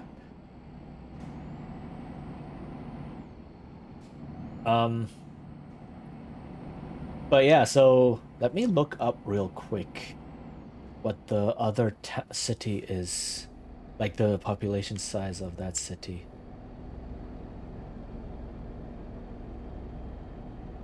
Hey Google, did I activate this yet? Or did I turn it off?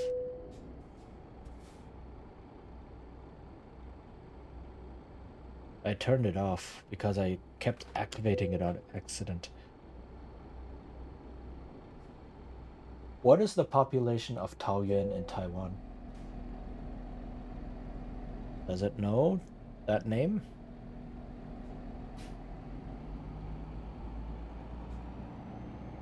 It doesn't understand the name. Oh, here, Taoyuan, Taiwan. 2 million.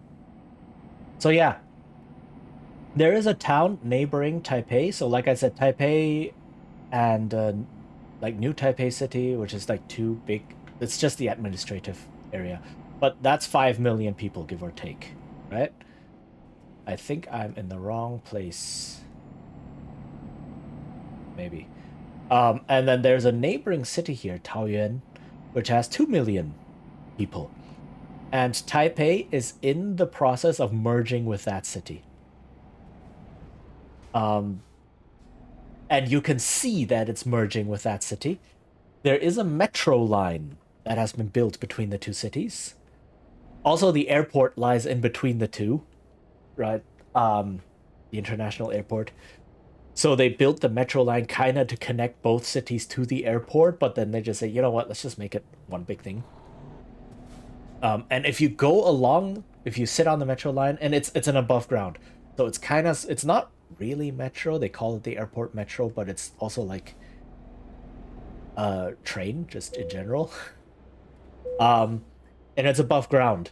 So if you go along there and just look out the window, you can see there's the construction happening everywhere. Like an entire city basically is being built along the entire metro track to the airport. And I believe from the other side as well, from Taoyuan toward the airport, right? So at some point in maybe like 5 or 10 years, this is going to become one huge metroplex. And there's already shared programs, like the bus card that you can buy, for example, works with buses in Taoyuan as well as Taipei, right? And there's like a lot of these things happening that are just like, yeah, we're even administratively, we are starting to behave like one city.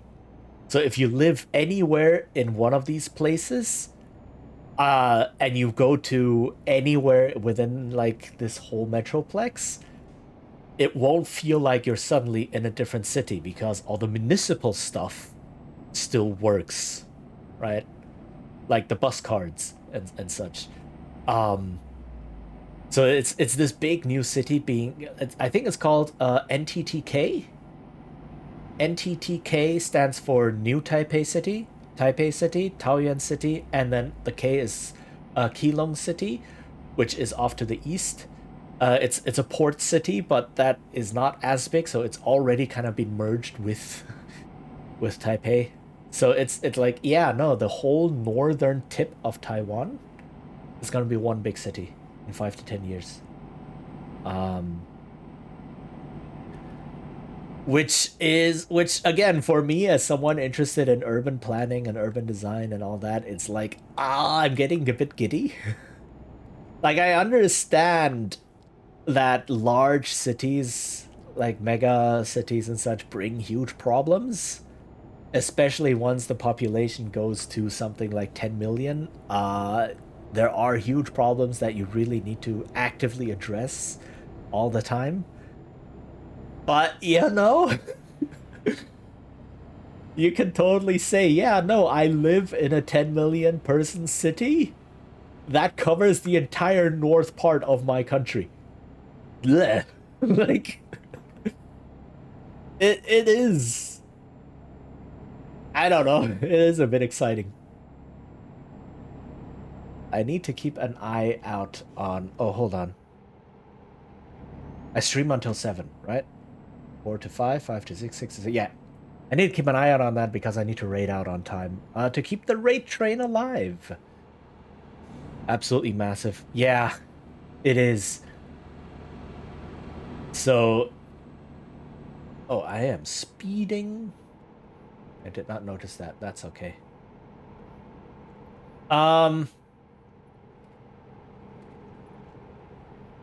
And though, to be fair, the population in Taiwan is dropping because people aren't getting kids. Like, nobody's getting any kids anymore. So, yeah, population is dropping quite massively. It's dropping so much so that there are a bunch of smaller universities that are all either merging or closing directly because there's no more students. Right? It's like the people just aren't there. They don't exist. Right? All the, like, in previous cohorts, you had enough students entering universities that a whole bunch of universities were opened and such, and like, oh, let's get all the students. And now all these new students, they just don't exist because no one was having kids. So the universities are all closing down. Yeah, it's definitely, like, it's having policy effects and effects, like societal structural effects. And it's also having effects on me because that means it's a bit more difficult for me to find a job. One of the possible avenues for getting a job that I have is going to a university to teach. And if universities are closing down, it's like, eh? And funding starts disappearing and so on. It's like, yeah, might not be as easy to find jobs. So, yeah, we'll see.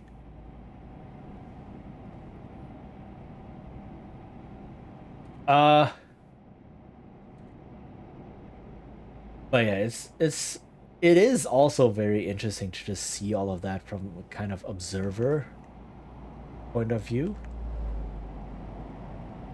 But as looking at the development, also because I saw how the city was like 30 years ago and seeing what it's like now, it's a very, very powerful indicator of, yeah, no, things change. Whoops, that was too tight. But it's also like the idea of, if you have policymakers that want to improve things, that things can definitely improve. And I think a city like Taipei is very much... Like, not a lot of people talk about it, I think, because it's just... The city is not internationally famous enough. Heck, the country isn't really internationally famous enough. A lot of people still confuse it with Thailand. It's like, no, that's a completely different thing. That's like 5 hours away by plane. We are not the same country. But like, I saw how it was like 30 years ago, where there were trash heaps on the streets, blocking alleys and roads. There were car accidents all the time, right? People dying. I talked about this earlier. There was like smog smog was a constant thing. Like, people would welcome typhoons because the typhoon would blow away all the smog, and at least you would get clear skies for like a day or two, and then you would have smog again. Rain, you did not want to be in the rain. The rain was dangerous, right? And all of those things. Yui Tao, hello, welcome, welcome. How are you doing? Trans, yes, trans rights. Let's go. I need to look for another rest spot. And then seeing the city now, things like, oh, there are truck, exactly, truck.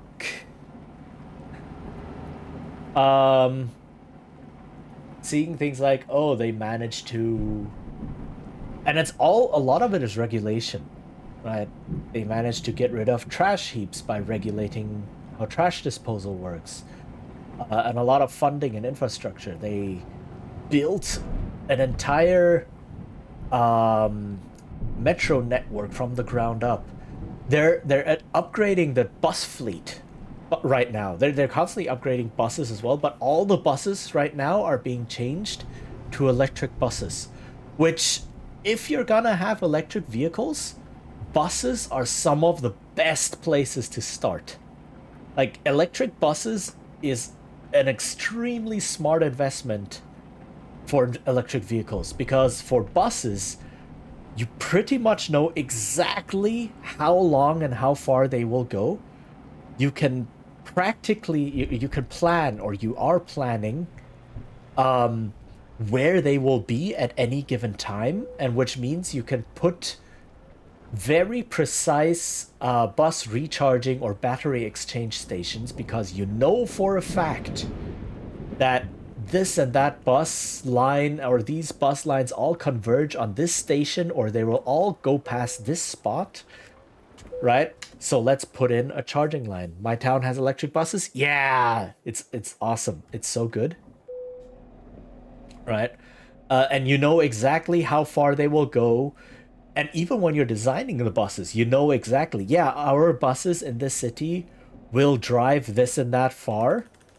That's the bus routes that are planned. So you design them to have batteries that hold that much charge, and you don't need to have bigger batteries and such, right?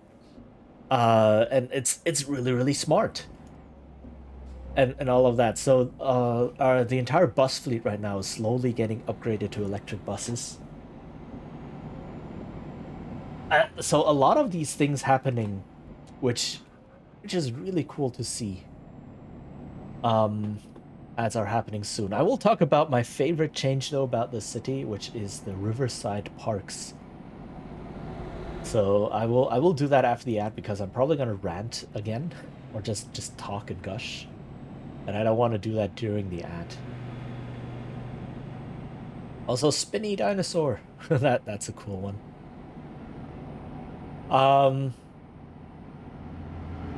Do I need to go to the bathroom? I don't think I need to go to the bathroom. Not yet.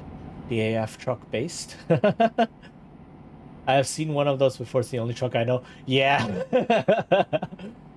I also didn't know truck companies before.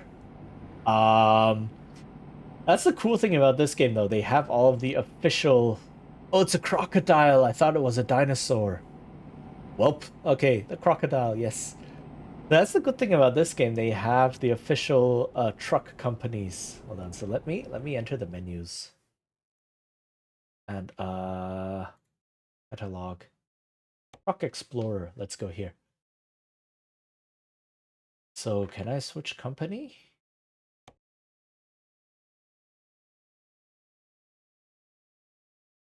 Okay, they just have all of the models here, I guess.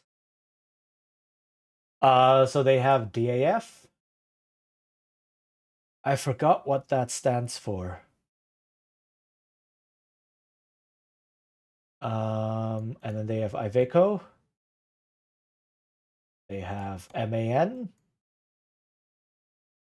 which is a German company, I think. The M, I think, stands for the city. I knew this once. I knew what this stands for. I forgot. Then they have Mercedes here. And the trucks look really pretty as well. Endure. In enduring, They grow have strong. Renault.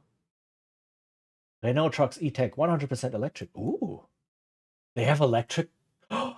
They have electric trucks in this game. Oh god. That's cool. I wonder what this one will play like. Huh, I might have to get this one then at some point. That's interesting. Because yeah, this one is not electric. The cabin, I always love how the cabin is shaped. And so they have the DEF like this. Ads have come to take over the world. Oh no, I'm sorry. Yeah, ads are running. But yeah, some of them have huge windows, huge windshields, or like what is it? Yeah, this is a huge windshield as well. But yeah, no, a Renault Electric.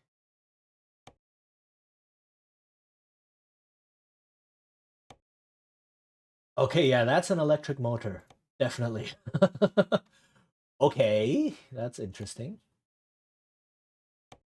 So premium Scania. They have the Scania here.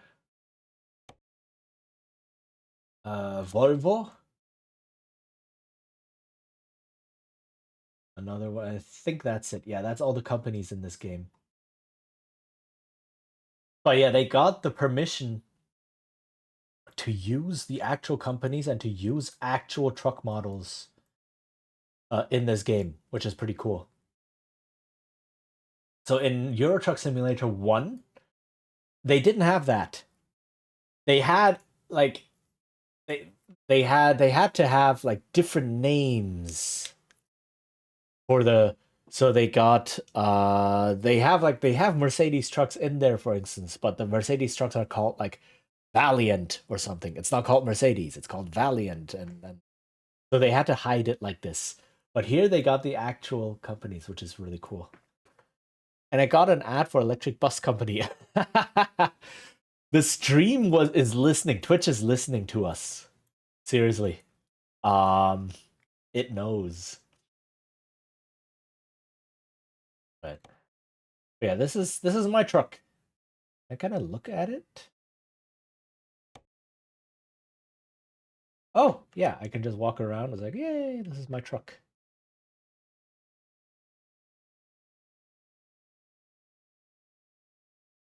Right, and I can like zoom out here. Okay, ads are over. All right, let's continue.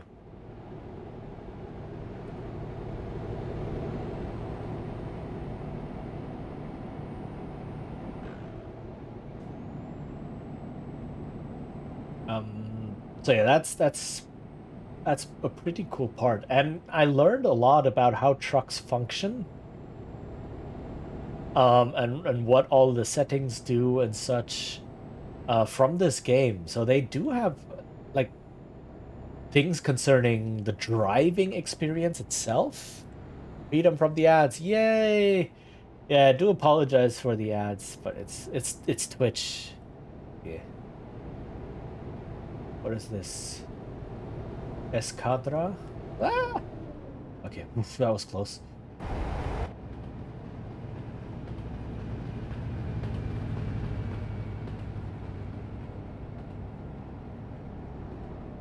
All right.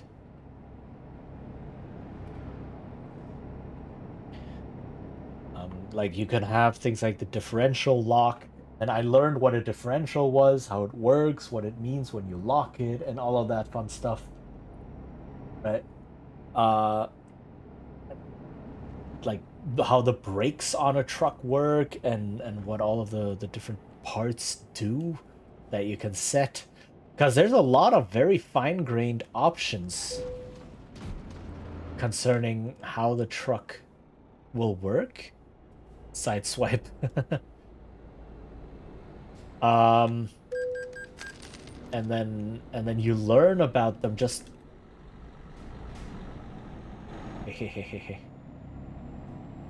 just by seeing all of these terms, and you're like, what is this? What is going on here?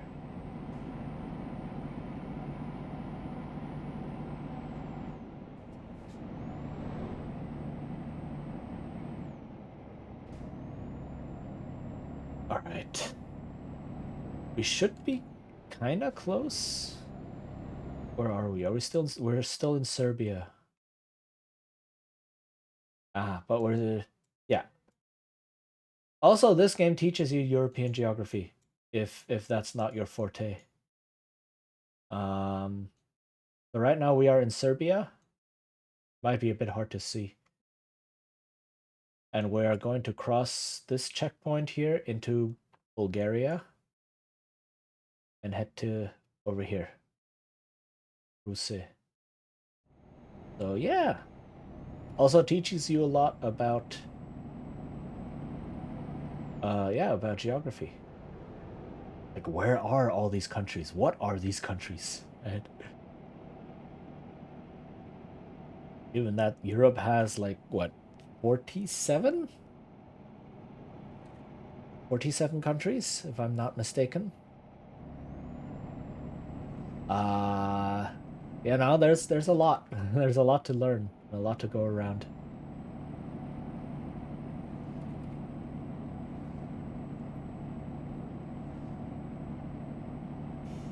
Yeah, this game in general, I love how they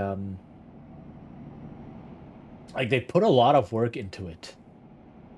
And even if you only own the base game, like this game is pretty old already. So the graphics that they can implement and their ability to get, I don't know, to get like reference material or data or so to build all of these landscapes and the cities and roads and such improves over the years, right? Which is why if you have DLC of the more newer parts of the map, like Greece I think is the latest one, it looks markedly different from older parts of the game, which is Central Europe. But even so, they are constantly updating. So they do passes like, okay, we just updated 5 cities in France, right? And just updated the roads and the landscape and such to make it look better and make it more accurate, and just to add more stuff in there. And you get those updates even if you've only ever bought the base game, right? Which is really cool to see, right? So that this game like still improves and becomes prettier as time passes. Greece would be fun country to go through. Yeah, it's the newest one. It's down here. If we have some time, I might be able to hop over there after we finish this one. And just to have a quick check. This is a bit faster than I thought, but we are in our we're in our last hour of my block of this raid train. And I will hand it off yeah, in not quite an hour to the next person, because everyone deserves their spotlight. This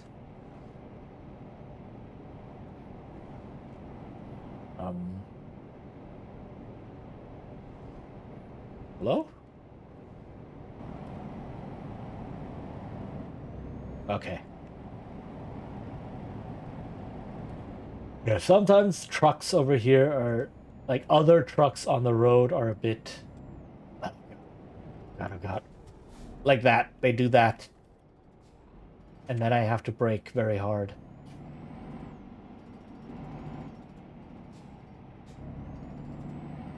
And then you get these, like, you get road work like this. The funny thing is, sometimes you get people just standing on the side of the road where you can drive. Like, I cannot drive into this construction site because of the wall that they set up. But sometimes you get people standing on the side of the road in an area where you can drive. So it's like, oh, what happens if you run them over? You cannot run them over. Those people aren't actually people. They are obstacles. Right? So a person standing there is the same as if there was a concrete pillar over there. If you run your truck at max speed into that person, you will crash your truck and that person will be completely fine. Don't ask me how I know. But my truck became very damaged. So that was a fun experiment. Which is, I mean, yeah, it is mainly a driving simulator. So any systems they don't have to include in the game, they don't include in the game. But there's mods. Okay, border check. Entering Bulgaria, which once again is in the EU. It'd be the pesky way, perfect way to let those pesky intrusive thoughts win. Yes. Yes, indeed, it would. Did you? Oh, I can continue. Didn't notice that I was done.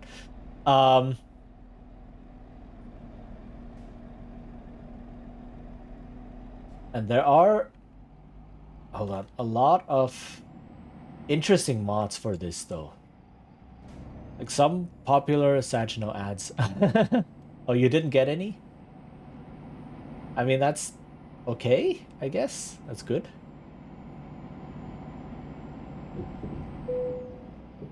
X-ray inspection successfully passed. You may continue. Wow, they have X-ray inspection. Dang. Maybe no local ones. Yeah, that's also a thing. Right. No one local bought ads on Twitch. So right, that also happens. Maybe like no local businesses bought any ads on there, so they just don't have any to show. Yeah. Even though I sometimes get ads that are very clearly for like people living in the US, for example, or things like that. It's like, yeah, no, this is a US company advocating a US service that I am not able to get. So, huh? Or things like that. So I don't know. Twitch is, what do I know? It's a black box. I don't have to know. I just stream and entertain. It's all good.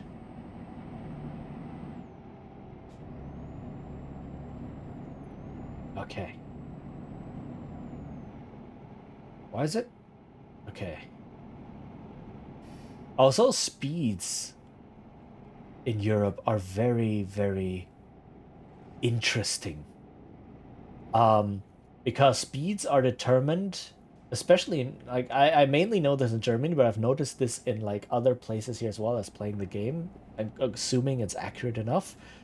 Speed limits are determined by two things.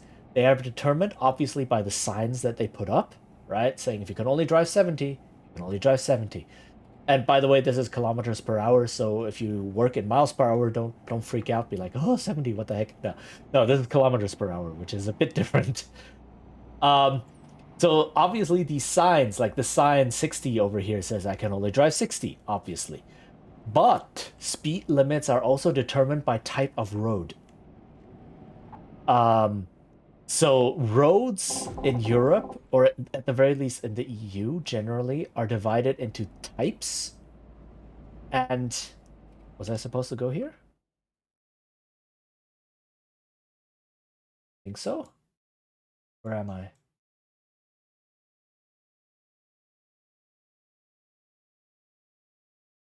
Oh, I missed my exit is why. Okay, fine. So you have things like city roads that are one type of road. Then you have these like cross-country roads, and then you have highways. Those are the three main types of roads, right?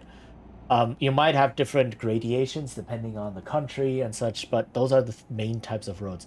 And you have standard speed limits for each type of road. For example, in a city, you can go 50. In a on a highway, general speed limit is 130 in Germany at least. And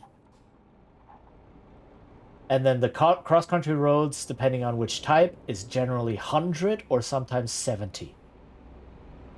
And as a consequence of that, right, and then as a third rule,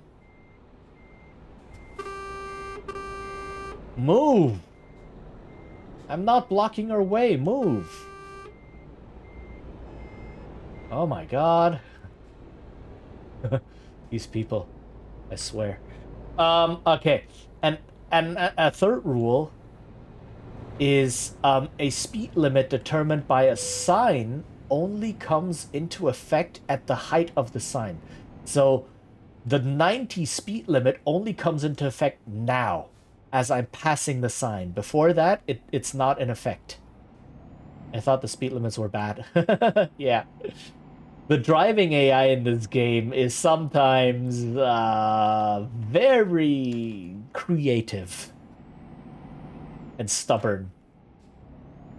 Right? So what happens is sometimes you turn onto a road or a road changes type and becomes a new type of road. And then you have a speed limit sign that is something like 20 or 30 meters down the road. Or even like 5 meters down the road. So what that means is sometimes you turn onto, say, a cross-country road, and the road type says, oh, you have a speed limit of 100. And then 5 meters down the road, you get a speed limit sign that says, oh no, the speed limit is only 50 because there's a red light coming up. Or a traffic light coming up. So, theoretically, for those 5 meters, right, between the start of this road type and the start of the signed speed limit, you could go 100. And then, when you hit the sign, you break down to 50. Theoretically, that is the case. Practically speaking, you probably don't want to do that.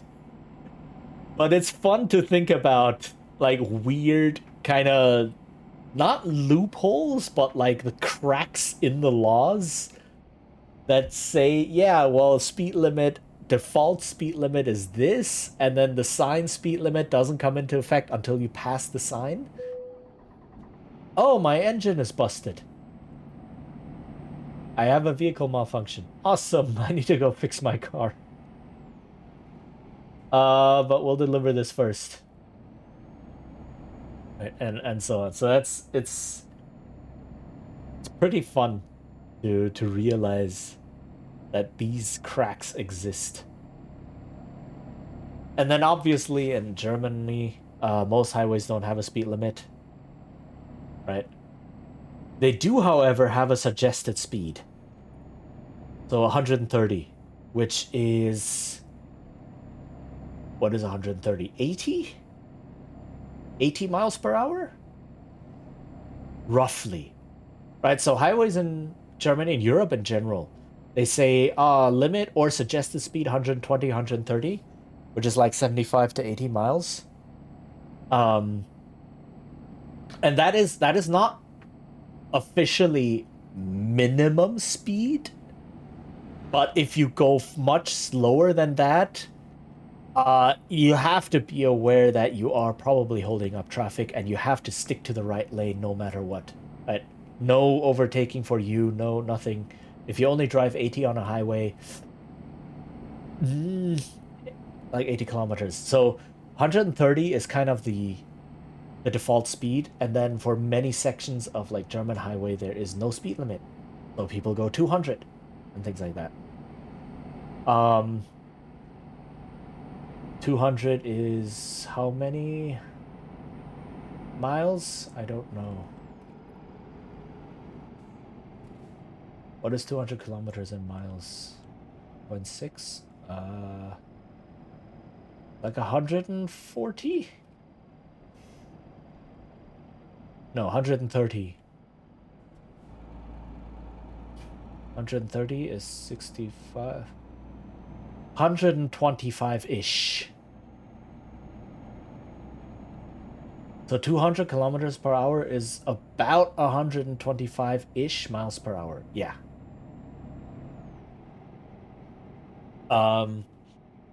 So yeah, people do that on the highway, which is a lot of fun. Yeah, around 124, 125. Okay, I can still math. Thank you for confirming. um, come on, come on, come on. All right. Yeah. And it's like the highways there are built for speeds like that. Math. Yes, math is good. Math is fun. That's another thing. Like occasionally I do educational stuff, educational streams on here. Hold on. Yeah. I mean, I guess my game design streams and my RPG streams and such are educational, but I also sometimes did other educational content, things like music theory. I've been thinking about I have done linguistics as well. Educational linguistics streams because I am a linguist. That is my profession is linguistics. I am a linguist. I have a master's degree in it. And I'm a language teacher and such. And I worked as a researcher, linguistics researcher for a while and such. So that is my profession. Yes, linguistics, exactly. That is what I do in my real life. Right. But I've done like educational streams on that, which I might want to bring back at some point. It's always this matter of A, do I have the time for a stream like this, and B, is there interest? I never know. And I never know if there's interest in like music theory, in linguistics, in math. Have I done math streams before? I don't know. But I talk a lot about math, or occasionally I talk about math when doing game design, because math is important when you're doing, especially in tabletop role-playing games, right? Probability and statistics mostly. That's important. So I have talked about that on streams as well. And it's always this question of, are people interested? Would they want to tune in to someone giving lessons on these topics? I don't know. I honestly don't know. And I don't have a lot of time right now to try.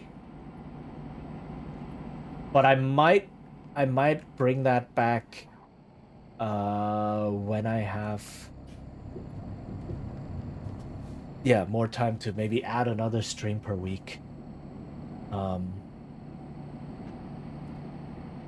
right now my biggest difficulty is that my job is a bit all over the place. Meaning I teach, but I don't teach like a regular classroom class. I don't teach like, I don't know, 8 a.m. classes or like 12 p.m. classes or whatever at a school or university. I teach. Well, what's a bit more damage?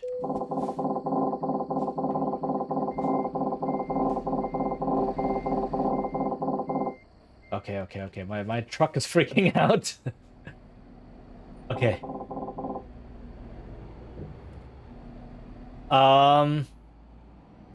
Yeah. F, exactly. I'm at 35% damage to my truck. So, yeah. What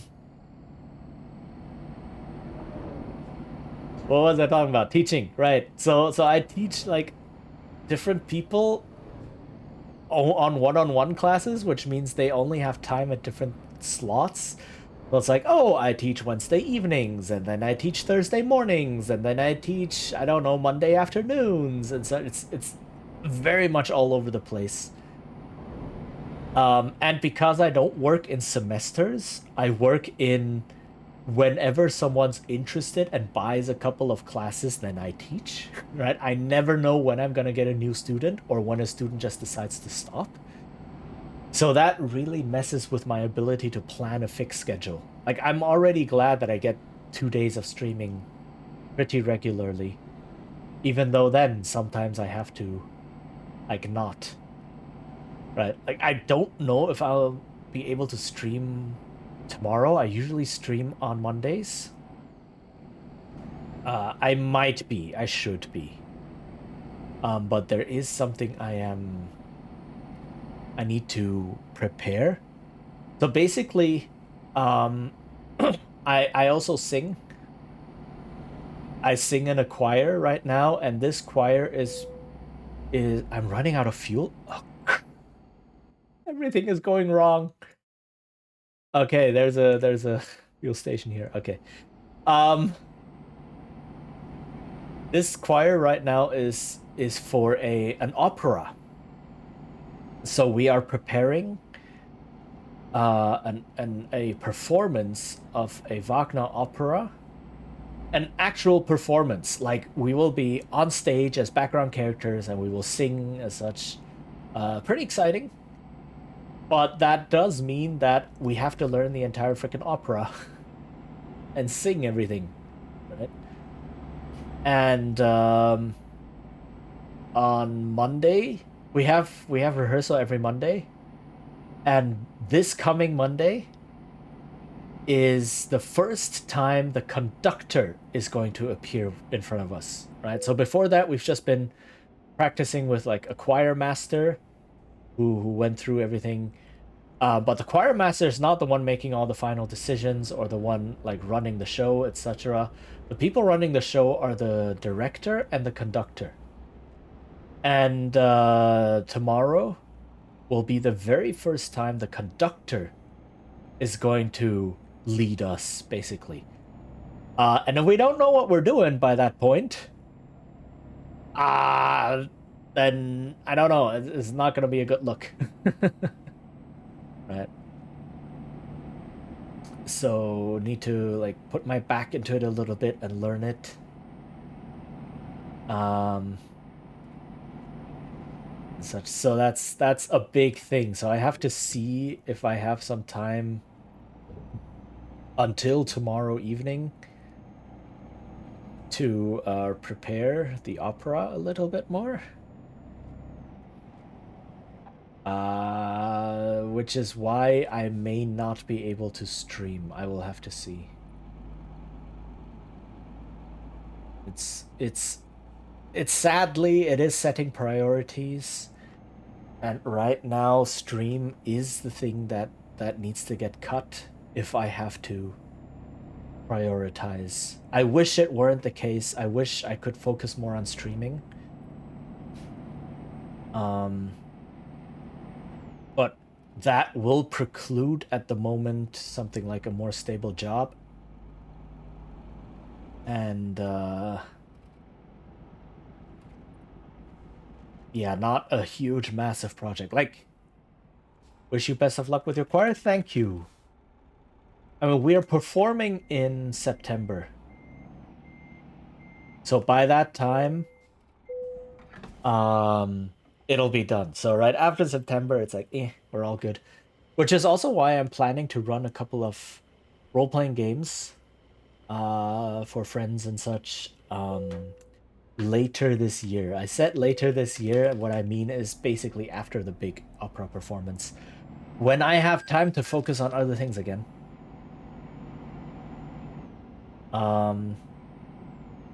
But yeah, that is in the works. I've already asked a couple of people.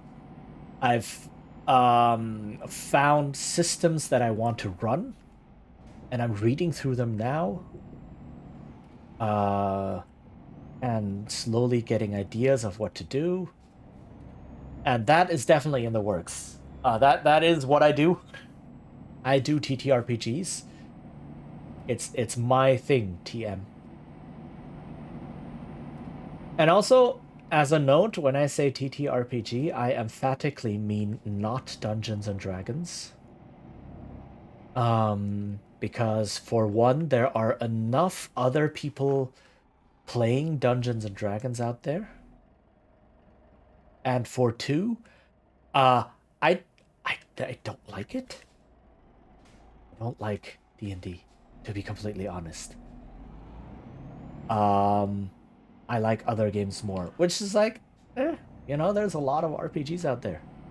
I don't have to like every single one of them. And I don't particularly like D&D. 5th edition, mainly. I can be persuaded to run 4th edition. But 5th edition, I don't like it. I've played it enough to know it's not my thing. But there are a whole bunch of other RPGs out there that I really, really enjoy. Some of which I've run before. Some of which I'll be running for the first time ever. But yeah, it's pretty exciting. And so that's definitely happening. So if you're in any way into TTRPGs, if you're curious about them, if let me get my truck fixed. Right. If you wish to know more about them and so on, then yeah, I'm always open for questions. Like, I love talking about them. I probably talk about them too much. But, you know, I've been playing them for a quarter century by now. It's one of my longest going hobbies. But yeah, TTRPGs have been a part of my life for a quarter century. And they probably will be a part of my life until the very end. A big deal. Okay. Truck maintenance. Yeah, look at that. Yeah, repair everything. It's gonna cost me 42,000 euros to repair. Oh, the pain. Okay.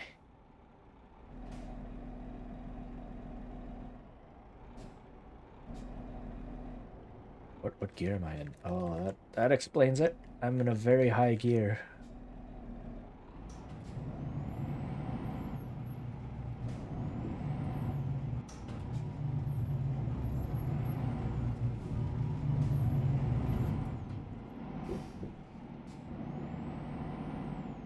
Okay.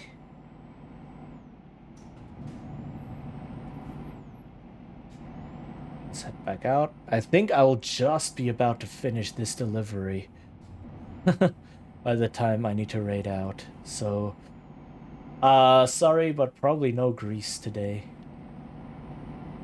I was thinking, oh, we're almost done, right? I should be able to visit that. And then this game is like, nope, you keep underestimating it. You keep underestimating how long these trips take.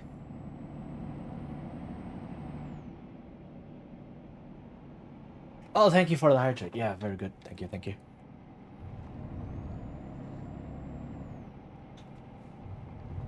And the stretch as well? Okay.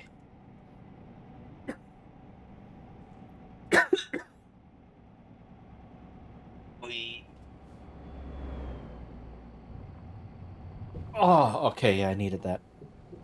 Thank you. That's alright, I can always check it out later. Yeah. I mean, it's fairly new, so there's probably also a lot of material online, a lot of promotional videos and such, a lot of big budget ones talking about Greece, because by this time this game is fairly big. But if the DLC was like 5, 6, 7 years old, then no, it'd probably be a bit more difficult to find. But it came out earlier this year, question mark, something like that, or last year, like late last year, something like this. So yeah. Okay.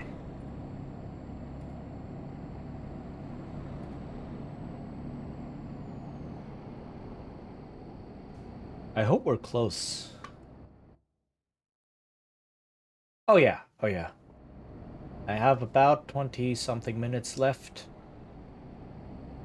So should be should be able to finish this and then slowly wrap up.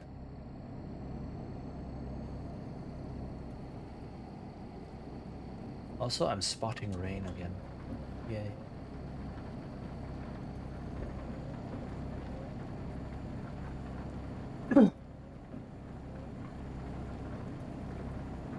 I mean, I play this game every now and then when I want to reminisce a bit about like European landscapes or the cities and such. But I wouldn't want to go back. Not really. I left Europe for a reason. And that reason was more push than pull. So, yeah. It's not great, especially now. If I look at the most recent elections and such, like the chancellor, the parliamentary elections and what's been happening, it's probably not the best idea for someone like me to like really go back there for now. I'd rather stay away and observe from afar.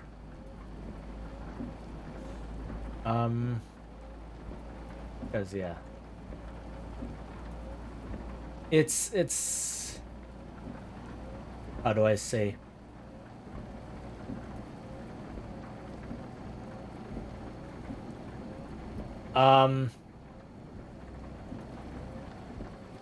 I'm not gonna go too deep into it, otherwise Twitch might bonk me, now that I think about it.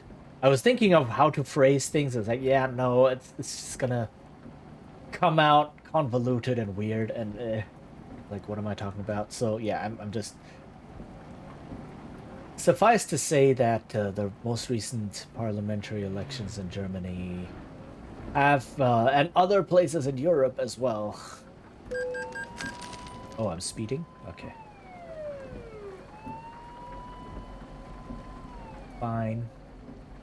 Have made the social environment a little bit more difficult for people who don't look like they belong there. Let me put it this way. And that's all I'm gonna say about it for now.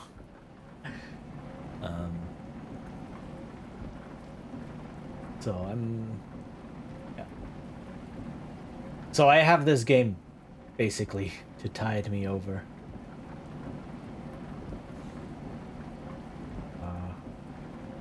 Look at this, it's 50 and now it's 70 again, and then it's 50 and blah. Like visiting Europe for vacation and such, yeah, it's a beautiful place, and I would definitely want to do that. Like, there's still some ideas floating around in my head, like doing a, I don't know, doing tours through some countries I haven't visited a lot yet. Right? It's like the countryside of France, for example. Southern France, especially. Might be something to do.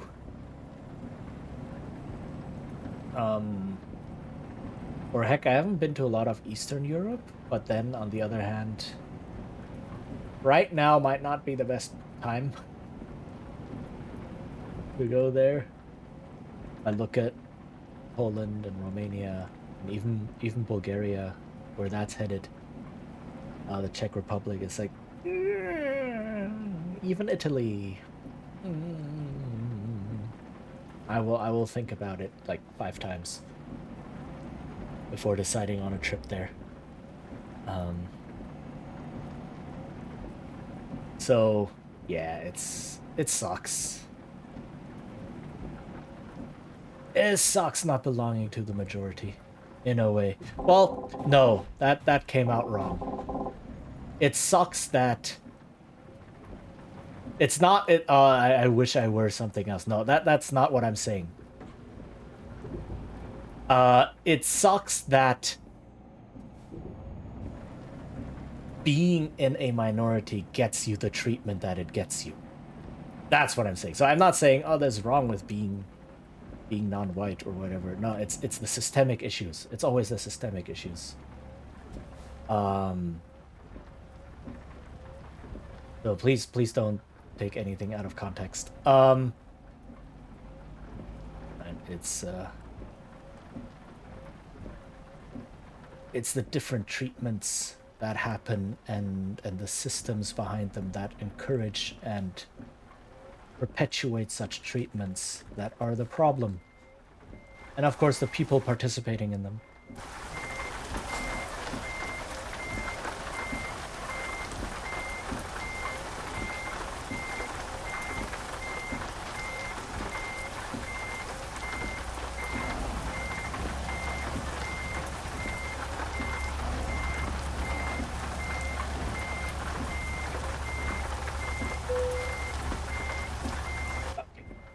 Yeah, I've played this game a lot. So, yay! Satisfactory. Damage penalty. Look at that. I lost 13,000 euros because of damages. Dang. Okay. All right. Oof. Yeah. It was a long trip. And on long trips, it's more likely that things will happen. Save the game real quick. No, it saves automatically. Okay, so quit.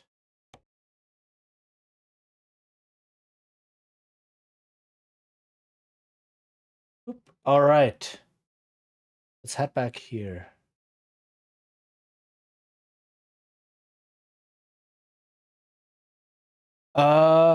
It's 6:36. Yeah, I will raid out when it gets closer to 7, but that means actually we still have about 20 minutes, right? We still have about 20 minutes. What am I doing?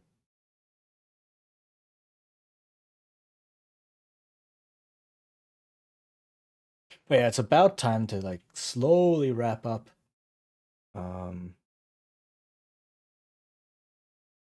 And then I need to check at some point who the person is, who exactly it is that we're raiding into. Like I looked at the list, but I don't remember names that well. And there was a lot of names, so I have to check. But while we have about 20 minutes,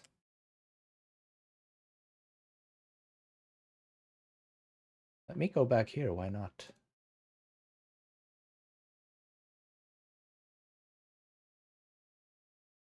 20 minutes is a lot of time. I was thinking like, oh, it's getting close to having to stop, etc. So let's head over.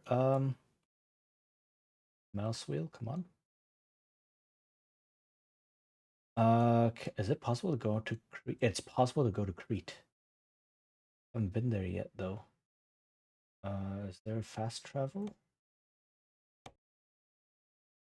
I've been told before that there is quick travel. There we go.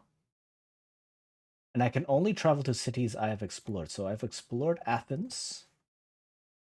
Costs a bit of money to quick travel, but that's okay. I have enough.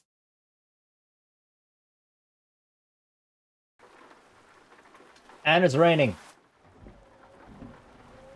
Let me see if I can rest so that it becomes daytime. Yes, the rest spot.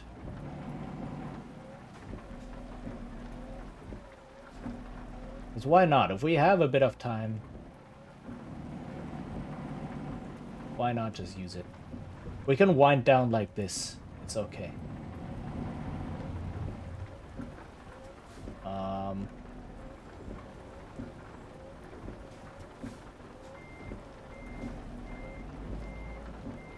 Okay, and now that I'm just a single truck, no trailer, Maneuvering is also going to become a bit easier.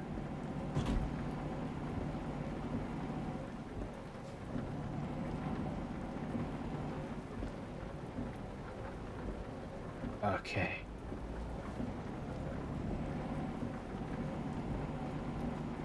Rambo across the street. Ah! All right.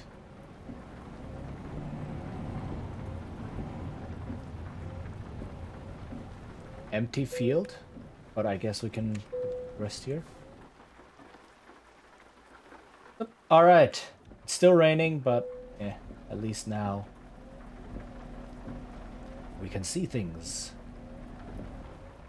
Let's get out of the city. Where do we get out? Let's just go over here, because why not? So yeah, this is the Greece DLC. I've never been to Greece, so I cannot say how accurate it is. The only thing I do know is that the Greek writing on everything is authentic. But that's also a nice touch. Like, all of the street signs and everything is in the language of the country you're in. Right, so if you're in Greece, for example, all of the signs are in Greek.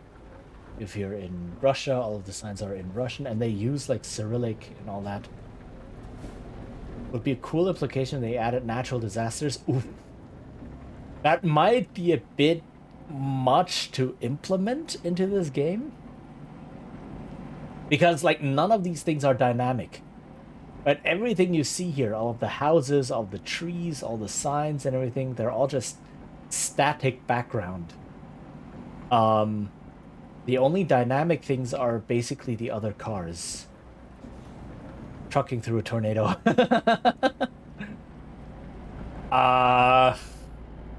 Sure. Right. But essentially it's all just terrain, right? Trees are just collision terrain. The houses are collision terrain, or they might just be billboards, right? I don't know. Depending on how far away they are. All the people are just collision terrain, all these bushes are just collision terrain and such. So it's very much nothing out here. It looks very pretty. I'm going way too fast. Yeah, it looks very pretty if we look at the city here. If I go to photo mode, for example. Right? Can I go up? Yeah. Right, it looks nice. Like, oh yeah, this is Athens. Cool. But all of that is just... I doubt they even have collision, these things, because you cannot actually drive there, right? The road splits half right in front of you. Oh no. That... There might be... I know there are some mods that add things, that add wild things into the game. Like, there's a mod that replaces every single other car on the road with a ramp. So you can, like, GTA your way through this game. And such. But I don't know. Like, that would probably require a completely new game engine that this thing doesn't have. Oh, you said ramp. I thought you said rat, and I got very excited. I mean, rats would also be cool. Just have giant rats scurrying along the roads next to you, and then when you bump into them, they squeak. Maybe there's a mod for that as well. I don't know. But like the most common mods for this are probably cosmetic things or maps, mods that open up the map, basically, because there's a lot of roads out there that are not in use in the official game, and so people just come along and use that, expand those. Rats are friends, not food. Yes, exactly. Rats are friends. Wait, rats are friends, not food. Where is that from? Is that? I think that's from something.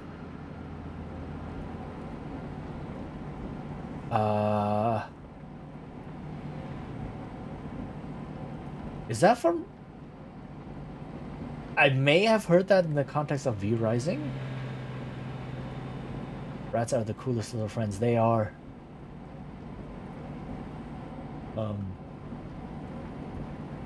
I've sadly never had any. It's from Finding Nemo when the sharks say fish are friends, not food. Oh, okay. Right. It's that.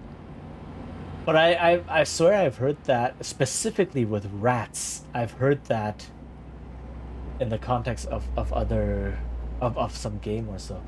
Maybe V Rising, because in V Rising you can collect rats and then you can feed them to prisoners, or you can eat them yourself to replenish your vampire blood and such.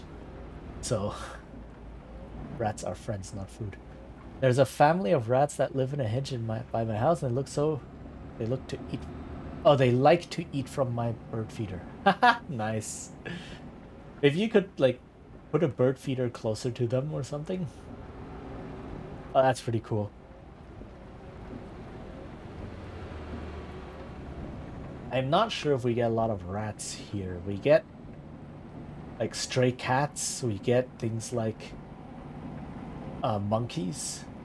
We get a lot of weird animals here, especially in the mountains.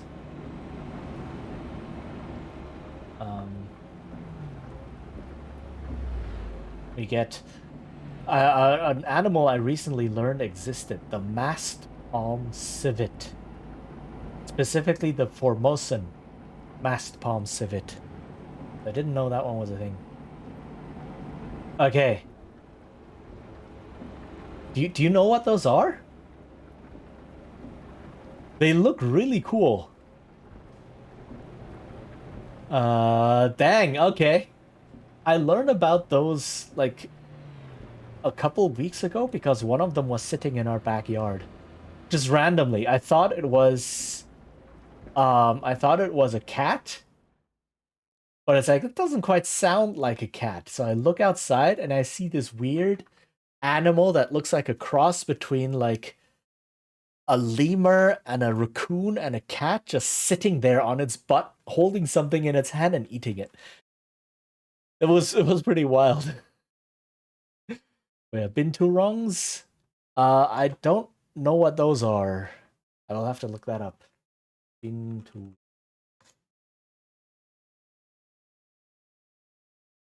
Oh yeah, they're similar. Bear cats. Yeah, they're similar. Yes. Cool. Yeah, there's so many weird things just living here. Okay, but now I think it's time to slowly wrap up. So that was a bit of Greece. It was rainy, so Um, turned out to do some research and I heard cat. Yes, there are a lot of stray cats around here. So, and they're just self-sufficient, right? They just hunt various animals, or eat whatever leftover food people leave out and such. So, and they sometimes come into our backyard. And there's one cat that comes by, and it's so used to people now that it just sits there. Like I once went out to do laundry or like to hang up the laundry, and it was just sitting there. And I was like, "Oh, hi." And then it just stayed there while I just did my laundry. So at least as long as I didn't like approach it or seem like a danger, it was just kind of chilling there on our backyard. Marbled polecats are pretty neat. There's so many of these animals that I don't know about. Marbled polecats. Polecats, not parts. Oh, yeah. Yeah, the civet looks a bit like a fatter version of that. Yeah, there's so many of these cool animals. I like their collars. Yeah, it's okapi. Oh, the weird. Yeah, the zebra like. Yeah. Really cool. Look. The zebra deer. Man, I haven't been to the zoo in a while. There is a zoo in this in Taipei. And you can reach it by metro. They have their own dedicated metro station. Because that's what good metro planning looks like. Right, so they have their own station, so you can just get there pretty easily. I may have to go to the zoo at some point. What I do know is that there's a capybara cafe here as well, where you can go, and it's a normal cafe, but they also have capybaras there, so then you can feed the capybaras because why not? Pretty cool. Okay, let's take a very quick gander at who I'm supposed to be rating. So I need to find the list. There's a specific breed of wildcat, can't remember the name of it, but it's like the smallest breed of wildcat. I'm yeah. I mean, I'm not sure which one you're talking about or so. I have a feeling I have heard of that one before as well. Supposedly almost as small as a leaf or something. Yeah, I have heard of that as well. It's ridiculously tiny. Uh, and it's a wild cat. It's ferocious and such. But yeah, off the top of my head, I know I've read about it at some point, maybe, or seen a picture. It's like, oh my god, it's so tiny. Okay, we are going to raid someone called Xiaolong Bobo, something like that. Let me just check. A new species of otter was discovered in Nepal. Oh, that is so cool. I love when things like that just happen. It's like, oh yeah, here, have a new animal. Why not? Why can I not click directly into this?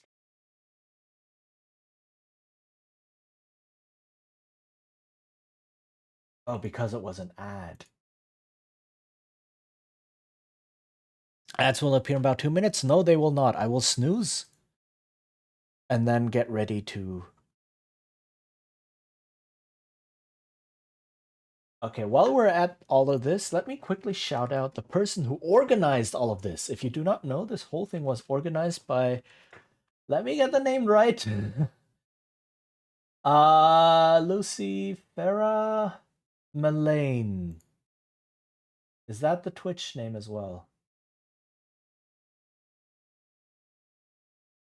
Let me get the Twitch name correct. Lucy Farah Malane. Yes. Okay, let me copy that real quick.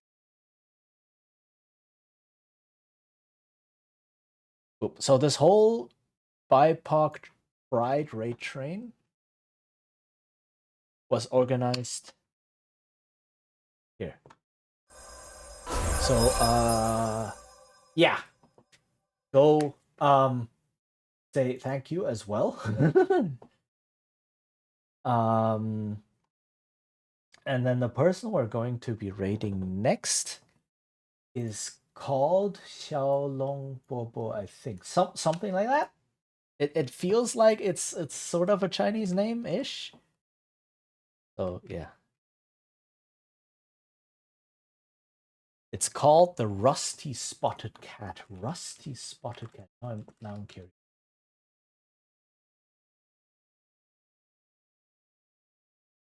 Rusty Spotted Cat. Oh my god, it's tiny. Okay, it feels like it's slightly smaller than a house cat. And it feels like it came from house cat. It's possible, yeah, it's in India. Okay, so it's possible that it started out as a house cat, but then just like went wild and now is its own thing. Possibly.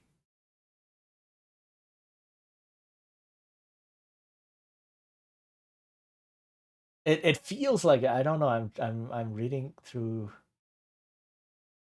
Yeah, no, it's not saying what it. Felidae species species Feline, and then I don't know enough about cat phylogeny to be able to conclusively say what's up. But okay, my time here is coming to an end. It's been, all I really know is I want one really bad. Yeah. Okay, right. So my time here is coming to an end. This was an off schedule stream. I don't usually stream at this time. I usually stream earlier in the day for my time. So right now it's 7 p.m. ish. And I usually start at between 10 and 11 a.m. my time. So just do the conversion. What is it, like 9 hours before, 9 hours earlier, 8-9 hours earlier? That's roughly when I usually start streaming. But yeah, if you're interested in basically a lot of TTRPG stuff, you're welcome to hang out. Welcome to come say hi. And yeah, thank you all for being here today. It was really, really cool, really amazing. Let me just give a shout out real quick to who we're gonna raid so that you don't get stuck or left behind. Was really fun. I am very glad to hear that. So yeah, I hope to see you all again soon, maybe. I will be back. I think I will be back tomorrow. Tomorrow at between 10 and 11 a.m. my time. With some RPG stuff. So I'm talking about how to design or how to run and how to prep RPGs and such. Which is what I usually do. And yeah, let me just make sure that we don't run into an ad at the last minute. Okay. What else? Yeah, Black Lives Matter, trans rights are human rights. And yeah, I wish you all a great rest of your weekend, if you still have that, or a good start into the next week. Enjoy the rest of the raid train. And yeah, it was really, really fun. I appreciate every one of you being here today. If you've chatted, if you've lurked, if you've followed, whatever, it's all very appreciated. And yeah, I hope to see you all again soon. Maybe. Stay hydrated. Take care. And I'll see you on the other side. Bye-bye.